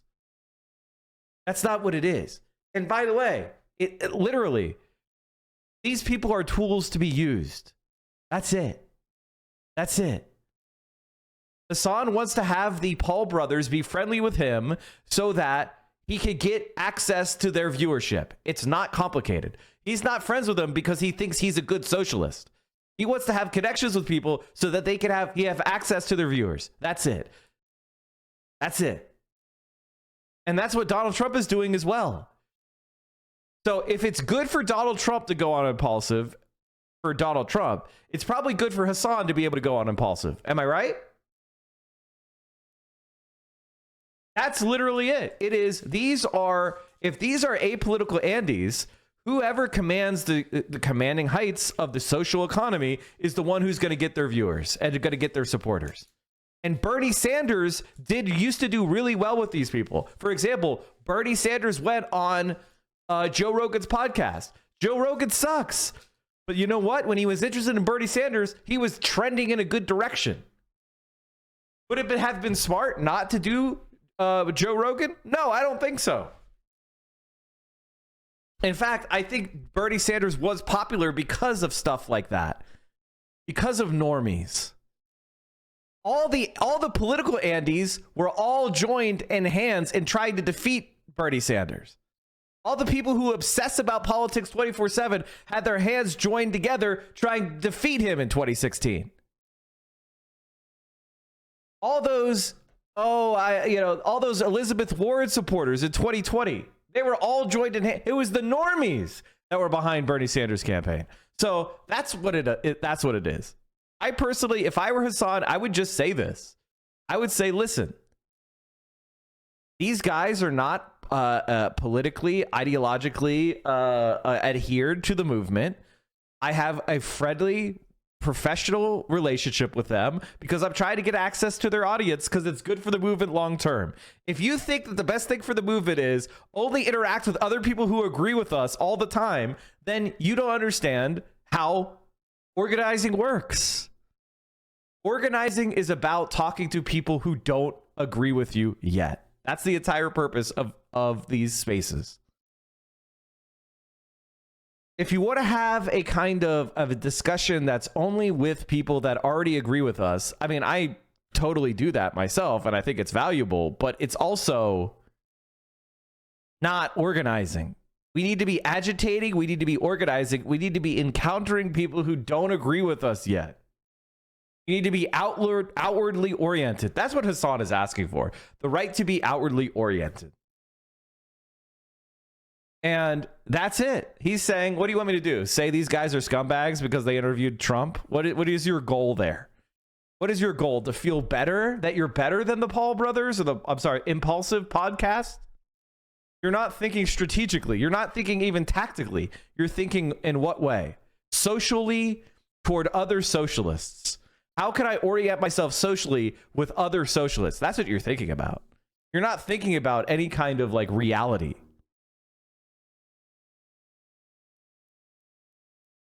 So weird that you would have friends. Like, I don't understand. How can you maintain a relationship with people? By the way, and this is also part of Hasan's appeal. Hasan has tried to say one of the big problems with the left is that we are a subculture as opposed to a political force. And an active political force has sympathizers.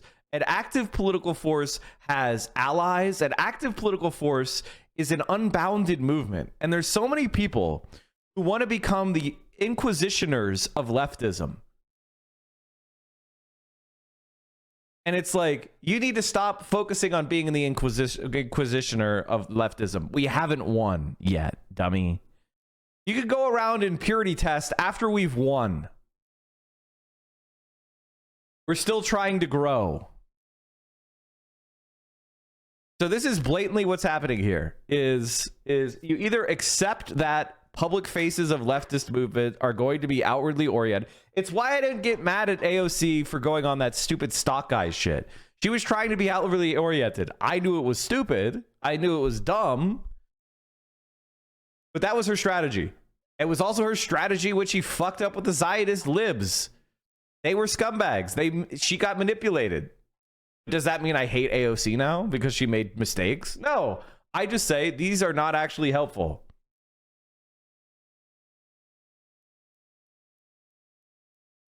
And also, notice how people act so weird. Like, if this was if this was Chris Hayes interviewing Donald Trump, would you say don't ever watch MSNBC content again? No. So it's only within the context of this social media, social-oriented aggression. It's weird, man. It's weird. Get what's being put down here. These guys are a pipeline for normies to talk to Hasan. That's it. That you don't 100% align with on every single issue, and they're not actually advocating for a global Maoist third worldist revolution. Why are they not rising up in arms and engaging in a protracted people's war? What is going on right now? How could you do this? This is what happens when leftists live their entire lives out online. I know, and think that like every step they're taking is like some kind of like weird praxis. And I know every single time I talk about this kind of thing, people get really mad because so fucked up you assume people are just antisocial for having conviction in their morals. If I knew every minute detail about your life, I would 100% be able to examine with the same critical lens the direction and the steps that you take and how immoral it is under the same exact hypercritical lens that you place upon me and my friendships, and also those other individuals as well. This goes back to, once again, the unimaginably brain dead way in which extremely online leftists approach normal human beings in society. People talking about how like this content creator is ableist and then having problematic faves. You know what I mean? It's just like, I'm not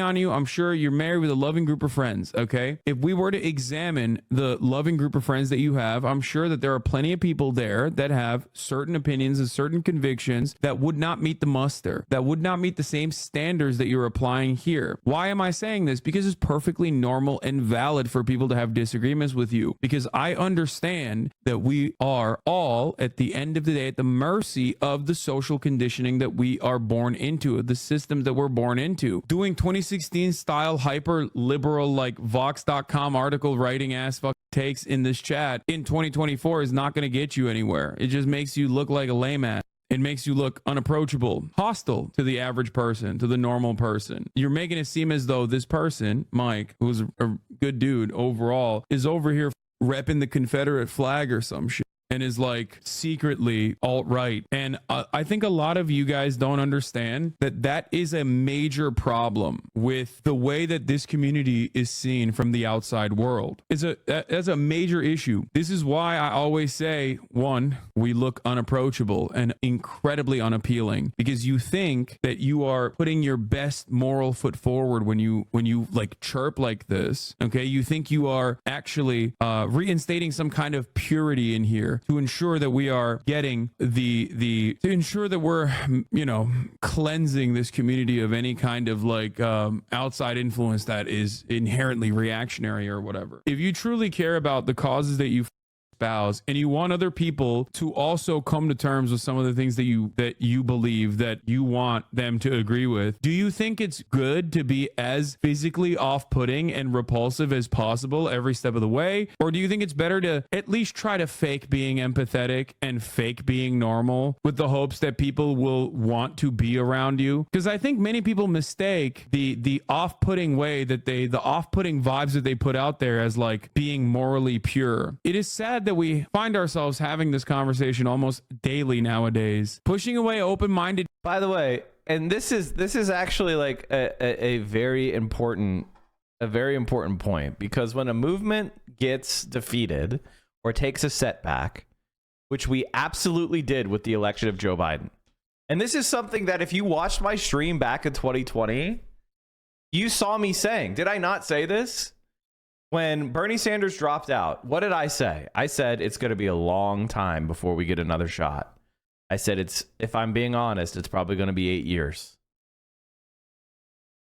I said it at the time. This is what happens when you take an L. We took an L. And so a lot of the opportunists, a lot of the casuals are going to fall away. And then it's about reorganizing yourself and preparing for your next opportunity. That is the purpose of the left. The purpose of the left is for us to organize and start to prepare.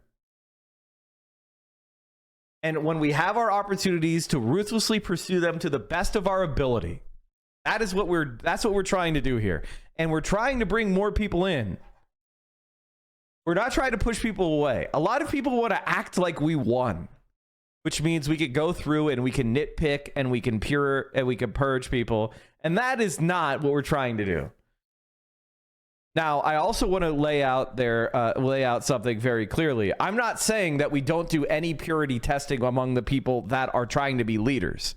If you're trying to be a leader of this movement, then yes, we should make sure you're actually of this movement. That's basic, maintenance of a movement. We're not going to have Zionists leading the left, okay? However, when we're talking about just like randos, people that are not trying to lead shit, we need to be open. And we need to be able to take people saying dumbass shit without losing it. Barry Goldwater failed in 1964, but by 1980, the far right had won and taken over the Republican Party. Exactly. That's exactly how I think of Bernie Sanders. I think of Bernie Sanders as hopefully the Barry Goldwater of the left. In the fact that he started to make these ideas mainstream. He was the first attempt. He got relatively close. But the establishment prevailed within the party, and it's time for us to clear them out and prepare ourselves for the next time around and be better and more disciplined than they were this last time. People is the dumbest thing you can do. It is literally the dumbest thing you can do. Please. I spent 8 years addicted to heroin, living on the East Coast. Wow. In what I considered, I think a lot of people considered. So you were addicted. Correct. Wow. I think a lot of people consider it to be the great opiate Let me epidemic. see the book. Can I see the book? Absolutely. Zero DBP. Thank you for the 12 months. We're going to make this sucker a best-selling book. There's a message. There's a message for you. No, it's such an important It's actually Where's already my camera? it's already a There. Go best-selling out book. and buy this book. It's great. That was for you, I believe. I wrote a message to you in Good. there. Yeah. Well, I'm going to It's- keep it. Thank you so But much. it's such an important topic. Yeah, seriously, that's so important. There's a lot of people that are still kind of wrapped up in that world. And I Herbert Hoover was the mastermind behind conservative resurgence on the top of his tower in Palo Alto. Yeah, the Hoover Institution in Stanford is also pretty important. Andre Eon, say you were the 20 months. I want to ask you some questions. In 2023, the DEA seized more than 80 million fentanyl-laced fake pills, 12,000 pounds of fentanyl powder. There's so many people out there on the streets right now without access to resources with mental health care, rehabilitation centers. Yeah. What's your plan to continue to stem the flow of fentanyl into the country, as well as help the people who have already fallen victim to the opiate epidemic? So when I took over, He's going to be like, we're going to kill drug dealers. All the other stuff you said about no access to social safety nets, I will avoid that. Jail. skating Mike, cook. Thank you if for the I tier was one. president while you were an addict, I would have killed you. I'm going to kill drug addicts and the dealers. was drug infested. When I ran in 2016, I ran on the border and I fixed the border, and I couldn't even use it in 2020 in the campaign, even though I got millions of more votes than I got the first time. I couldn't talk about The major reason why I will always have respect for Mike, beyond the fact that he's like a very empathetic. And by the way, he's been asking good questions, guys. He asked a question about Netanyahu. Now he's asking a question about opioids. He's asking more substantive questions than fucking Fox News does. Person and a very charitable person, and he is literally like, if more normies were as outwardly empathetic as he is, then you would have infinitely more allies. But beyond that, yes, because he did drugs. Exactly. That's why. Like, dude, you will never ever get me to hate someone who was like in the throes of crippling heroin addiction, who's been able to overcome that. Okay. And that's a lifelong struggle. It's crazy. Chatters with no goddamn lived experience that are like, 14, 15, 16 years old in the chat, or come from like very comfortable backgrounds who never had this kind of issue in their lives, literally just chirping stop without knowing a single aspect of the human being that you're talking about. It's just very, very frustrating. It sucks. And I think that obviously stems once again from the like purity spiral that people want to the little pure circles that they want to create for themselves, not understanding that like that's not how human beings are. That's not how human beings operate. Human beings are imperfect, and they're not going to agree with every single thing that you fucking say. But ultimately, like I said, I'm always going to have a ton of respect for him for that. I was with President Xi. It comes from China and it comes in through the southern. So Mexico's it comes through the southern border. And I was with President Xi, and I told you we got along great. The COVID was a step too far as I was concerned, but we got along great. And I said, do you have a drug problem? He said, no, they give the death penalty in China. If you sell drugs, I said, I'd like you to give the death penalty to people that are making fentanyl and sending it over to our country. And he was going to do that. And then we had the election result. And of course, Biden never picked up. Oh, yeah. No, she was like, you're right, sir. We're no longer sending fentanyl over the border. You're so right. We're definitely sending fentanyl over the border deliberately. And now that you've said stop, I'm going to stop it. And then, of course, Brandon became president, and she was like, ooh, more fentanyl. And everybody knows a family. I know many families where their children die and they're not even addicted. They take a pill that's unrelated, and it got a little bit of fentanyl. They say you can take the head of a needle and you just put a piece on it, and that's enough to kill like 10 people. It is a really horrible. I mean, when Xi came to San Francisco, he said he was going to crack down even more on the fentanyl producers, including he had taken action against 25 companies involved in supply chemicals used in the illicit fentanyl trade. Doesn't even say that they made fentanyl. It said that they made precursors.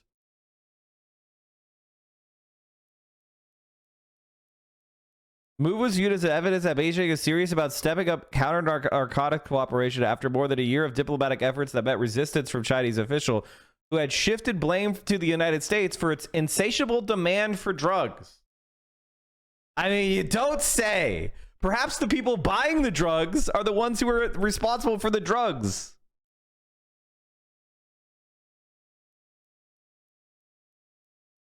Some experts worry that other cheap synthetic drugs may begin replacing fentanyl.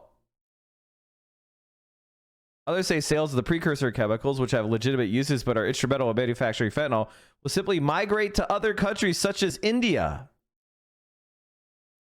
I have a hard time believing this is a permanent game-changing scenario because somebody else can step in and provide the chemicals, says Jonathan B. Calkins, a Carnegie Mellon University professor who researches the criminal drug trade. The Chinese are not the only ones who know how to manufacture these chemicals. Okay.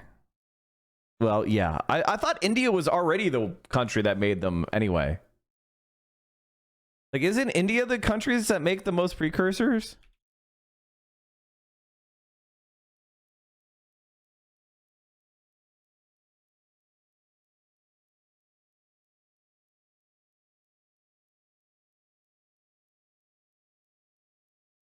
Fentanyl flowed to the United States. Okay. This is an old brief, huh? From 2020.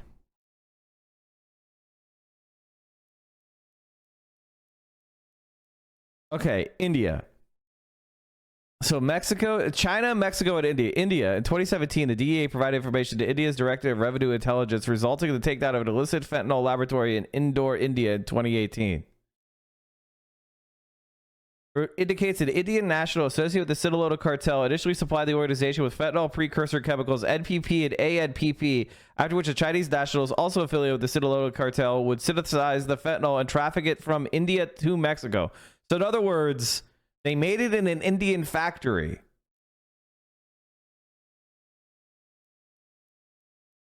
India and China-based suspects shifted their production from China to India, likely due in part to China's regulation of ANPP and NPP. So this was 2018.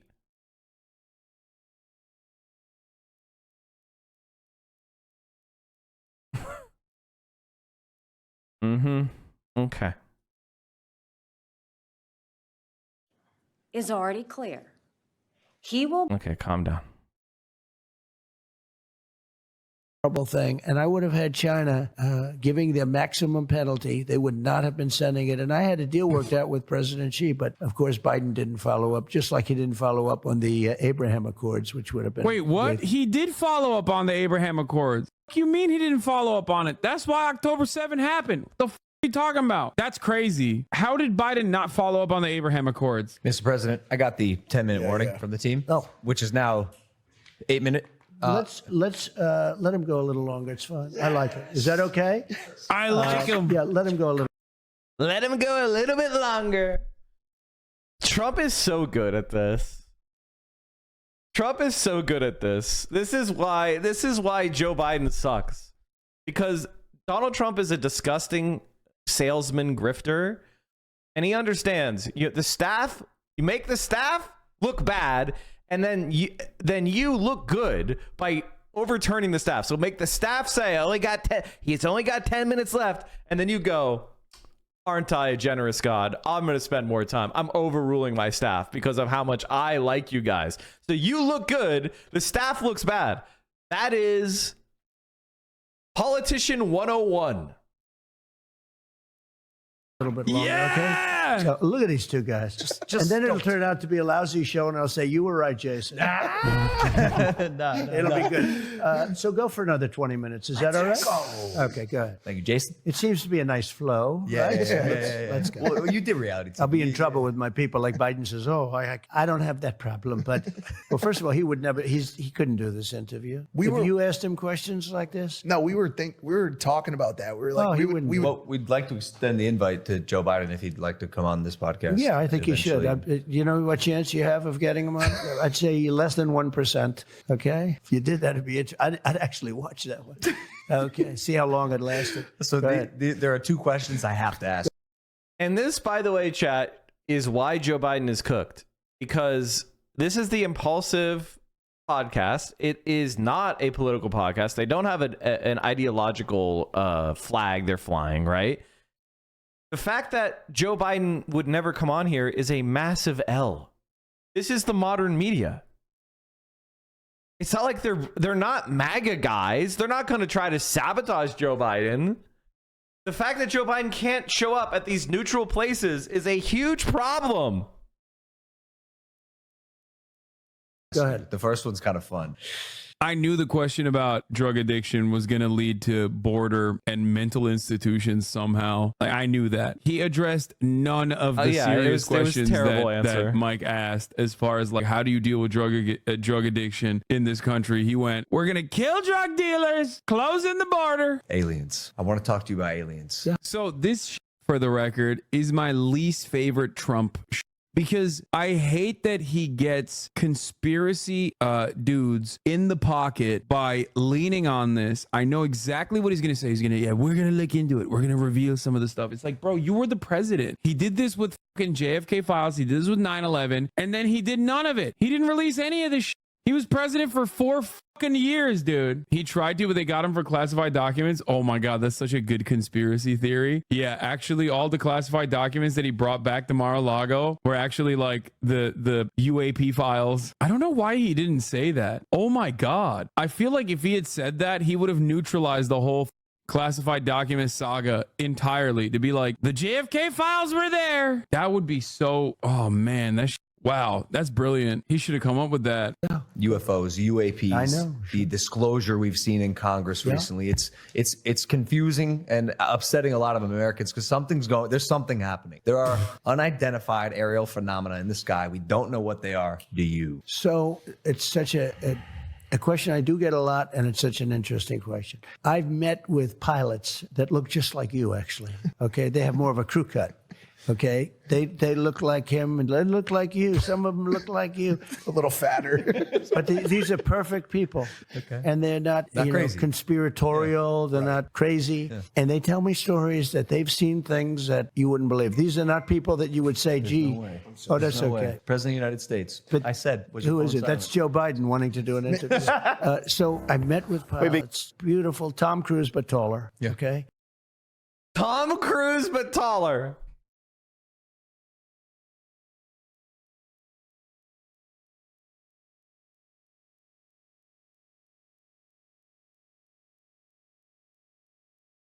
God damn it.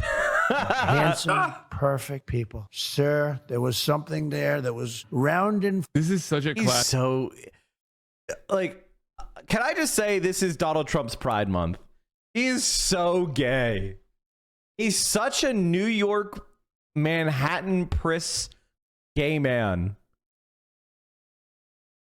Like, how often do you hear him even talking about women? He, like, never talks about women like this. But every time I watch an interview about him, at some point in the interview, he's raving about how handsome and attractive and perfect some man is. He is on his Pride Month. Trump is ace. I don't think Trump's ace. I think Trump is just a profoundly closeted gay man. Like, when he was growing up in 1945, I don't think being gay, well, 1947 or whatever he was born. I don't think being gay was even it wasn't even on the menu. Okay. It was just so, it was so deeply, deeply closeted.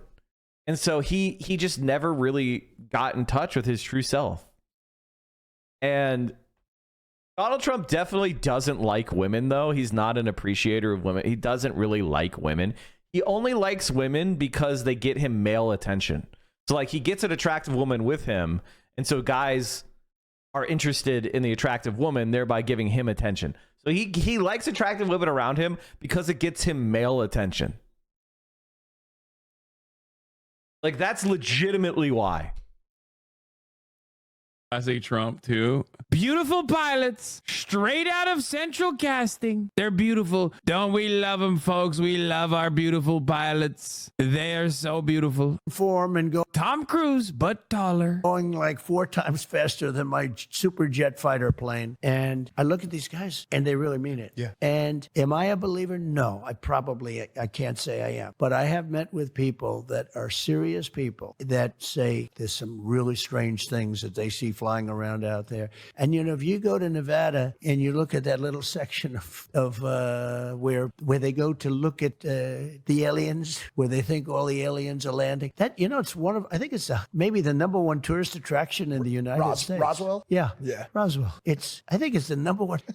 The lines of people waiting. You have no idea how many times I'm asked that question. But don't you have access to that information? I have access. Wow. Now's motherfucker.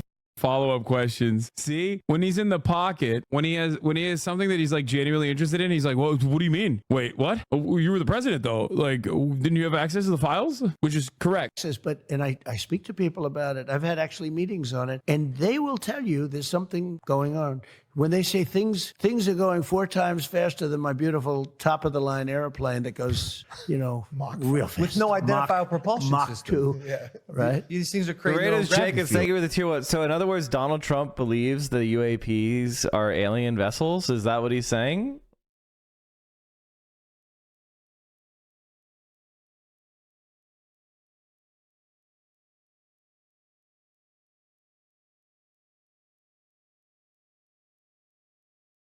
Eric Adams Bishop is sentenced to 9 years in prison. Oh, Aaron Adams. I mean, excuse me. Eric Adams, the mayor of New York City, he's a classic grifter. He's a classic Democratic big city grifter. Just a classic grifter. Folks, Biden put Roswell back in New Mexico. Under my leadership, it was in Nevada. That's the tourism hub of the world. Everyone's coming. Tourism hub of the universe. Get it? Because aliens are there. They're coming from all around, not just the planet, but all around the universe. Illegal aliens. It's so obvious that Trump absolutely doesn't think aliens are real or doesn't care. No, he doesn't think they're real. He'll entertain the prospect to be like, yeah, I'm going to reveal the files or whatever. But like, no, of course, dude. Come on. He admitted he doesn't believe that they're real. That should just destroy the conversation. Something out there. And, you know, it makes sense that there could be. I've never been convinced, even despite that. You know, I just, for some reason, it's not my thing. But a lot of people believe that it's true. A lot of very good, solid people believe it's true. What? And I know there are illegal aliens out there, but those are the ones that come through the border. We have plenty of them. Those are the ones I know. When you say aliens, I say, are they illegal aliens? These might be illegal, but we don't want to test them. Yeah. Because if they can go 4 times faster, we're not going to test them. So it's What an is interesting he question. saying? maybe Elon could get you guys there. You're a fan of Elon Musk? I think Elon might be good for this question. He's a terrific. You know, I looked at the ship that went up, the spaceship, and I never saw this before. I saw this is, you know, like 2 years ago. I see the motors coming down, the engines coming down, no wings, no anything. And I say, what is going on? Yeah. And nobody ever saw that before. Then if you didn't have him, you probably wouldn't be seeing it, you know. Then I called him and said, what's that? He says, well, we want to be able to reuse the engines. I said, they don't have wings. They don't have anything, and they're landing on a platform in the middle of the ocean. I said, how cool is that? I thought I saw it all, but that was, no, he's a very... No, he doesn't hate Elon Musk. He wants his money. And also Elon is like obviously very right wing now. So, you know. So he hated Elon when okay, so Tesla got popular because it was popular among a certain type of lib engineer Reddit tech bro. And so Elon Musk was kind of like nominally Democrat, right? And that was like a nominally Democrat group. Maybe even Bernie Sanders curious, right? But now that Elon's like grift is coming to the end, like he can't, like the growth of the electric car is pretty much stopped, dead at his tracks in America. Like the limitations of our infrastructure spending, the limitations of our just like everything sucks. So the US doesn't have battery manufacturing capacity. Like we're just inferior to the Chinese way of building an economy. So Tesla was, you know, it had the early lead, but now Elon could only survive if he pivots to the right wing grift, which is like tariffs and shit. So he needs to pivot to Donald Trump because he's also a capitalist at the end of the day. He doesn't want to pay any taxes. He's also a sex pervert. So the left is not going to hang around him. I don't think he's a hater, Elon Musk, no longer. He's a spectacular guy. Well, I mean, between PayPal, Neuralink, Starlink, Tesla, Yeah. SpaceX, Oh God, Logan Paul, Neuralink. Elon Glazer, of course. And other things. yeah, no, he's probably one of the greatest minds of our generation. AI, very big, you know. He's That's a big, what I wanted to ask about. It was the second question because, you know, technology is improving at a rapid pace. That's right. At a pace humanity's never seen before. And the most recent development in technology that is alarming but also cool is artificial intelligence, AI. Technology is developing at a rapid pace, previously unseen, and then turning around and being like, AI is developing at a rapid pace. Yeah. I think it's going to be eventually to a point where we're not able to tell what's real and what's fake. The era of truth. I feel like Elon glazing immediately is just so like, it's more off-putting than anything else Logan Paul could have said for me. Straight up. I don't know what it is. Immediately I'm like, that's the dumb guy flag for me. It automatically I flag you. Immediately I suspect that, like, I mean, perhaps he just got his compensation package approved for like $50 billion by dumb cultists. I don't know if you guys heard, I don't know if you guys watched the Tesla investor call, but it was a complete shit show. It was a complete shit show. It was utterly humiliating. Like the amount of cringe Elon cultists, it was rough. I may have been too charitable. Thanks for so much for platforming this podcast on. I normally would have watched this, but after viewing, I've decided to cast my ballot for Donald Trump this fall. Hell yeah, brother. That's the reason why I'm doing it. So it brings with it difficulty, but we have to be at the forefront. It's going to happen. And if it's going to happen, we have to take the lead over China. China's the primary threat in terms of that. And you know what they need more than anything else is electricity. Yeah, because China won't let that impact their own citizens in a bad way, but Americans absolutely would. The American government would absolutely allow Donald AI Trump looks so bad. He looks so bad. But the only person who looks worse than Donald Trump is Joe Biden, which is the only comparison to make. As much as Donald Trump has declined, as bad as he looks, Joe Biden has declined faster and looks worse. Scammers that just cook its own citizens. They have to have electricity, massive amounts of electricity. I don't know if you know that. In order to do these, essentially, it's a plant. And the electricity needs are greater than anything we've ever needed before to do AI at the highest level. And China will produce it because they'll do whatever you have to do, whereas we have environmental impact people, and we have a lot of people trying to hold us back. But massive amounts of electricity are needed in order to do AI. And we're going to have to generate a whole different level of energy, and we can do it, and I think we should do it, but we have to be very careful with it, right? We have to watch it. But it's, the words you use were exactly right. It's the words a lot of smart people are using. There are those people that say it takes over the human race. It's really powerful stuff. I'm Chinese, and I'm so glad our politicians are boring as and aren't doing podcasts with bitty influencers. Holy shit. That'd be kind of sick, though. Imagine if Xi were to do a podcast with this guy. I mean, think about the possibilities. AI. So I think he looks great.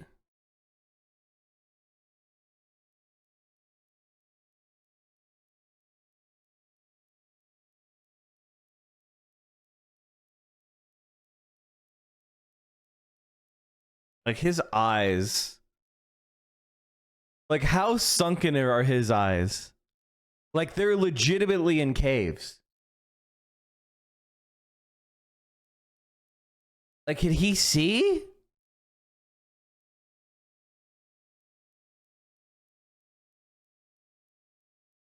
It's like he doesn't need to wear a hat because his eyes are already protected. They're already shaded.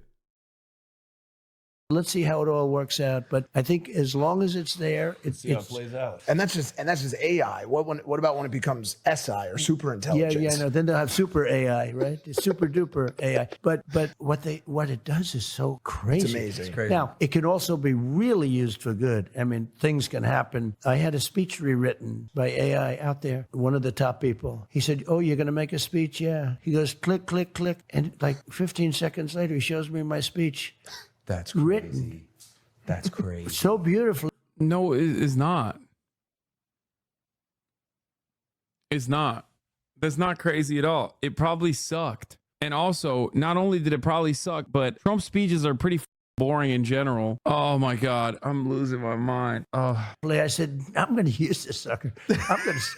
I've never seen anything like it. What'd you say to your speechwriter after that? You're fired. Yeah, I said, yeah, there's no ChatGPT that hits bars like "Never fight uphill, me boys." This chatter that said it is right. Never fight uphill, me boys. There's no ChatGPT that hits a script where he's talking about like sharks. They're dangerous, folks. What if you have an electric boat powered by a battery, most powerful battery, and the electric boat is capsized? What would you do? I asked that question to the engineer. He said, "Sir, could you get electric?" No one's ever asked this question before. It's brilliant. I told him I wouldn't jump in the water. I'd rather get electrocuted than die by the shark. I did get the wrap it up because I do believe your team and I want to shoot a TikTok with you. oh, that's good. I'm on TikTok We now. saw your first video, 120 million views. It blew up. We have a lot of views. I don't know how many, but it was a lot. We did it with Dana. You went viral. And we were sort of getting ready to walk into the arena, and it was Are you triggered? Wait, what? You're just jealous he's not glazing? Why would I be triggered by a lot this? of crowd, and there wasn't a negative voice in the whole house. It was pretty amazing. Let's do it again. I want to respect your Donald Trump is so fucking weird, dude. But he represents America in such a perfect way. That's why even after all these years and how evil he is, I could still smile because I'm really smiling at every American I've ever met over the course of my life. They all have a little bit of Trump energy in them. He's like every sin, like every bad thing about America is distilled in one guy. And there's still this like element of like nostalgia or something. He just sucks so bad, but he sucks so bad in such an American way. time. I'd like to grab a couple photos, shoot this TikTok. Absolutely. 120 million views on the way. Absolutely. But thank you for joining us on Impulsive, Mr. President. It's an honor to be with you. You guys are great. Yeah. And good luck with your book over here. That's important stuff. That's Thank you so much. An incredible job you did to get out of it, right? If you're ever bored on a plane to Tuscaloosa or something, you want to give it a Yeah, bro, he doesn't know how to read, okay? Come on, Michael. It's not happening. Let's be real, big dog. I'm going to be reading it. Donald Trump, the CIA would give him like 4 pages to read, and he'd be like, I'm not reading that. I need pictures. That's too many pages. I'm not reading that. Give me pictures. Why are you telling me to read? So one of the most important subjects, actually. It's great that you did it. Thank Ladies you so and much. gentlemen, thank you for watching this episode of Impulsive. With Donald Trump, Mr. President. We love you. Hit that subscribe button. We'll see you next time. Take it easy. Peace. Man, it was wonderful that this happened. It's wonderful. It's over. Is that a death clock? That's a fucking death clock.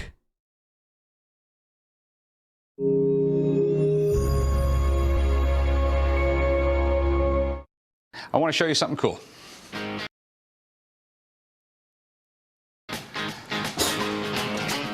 This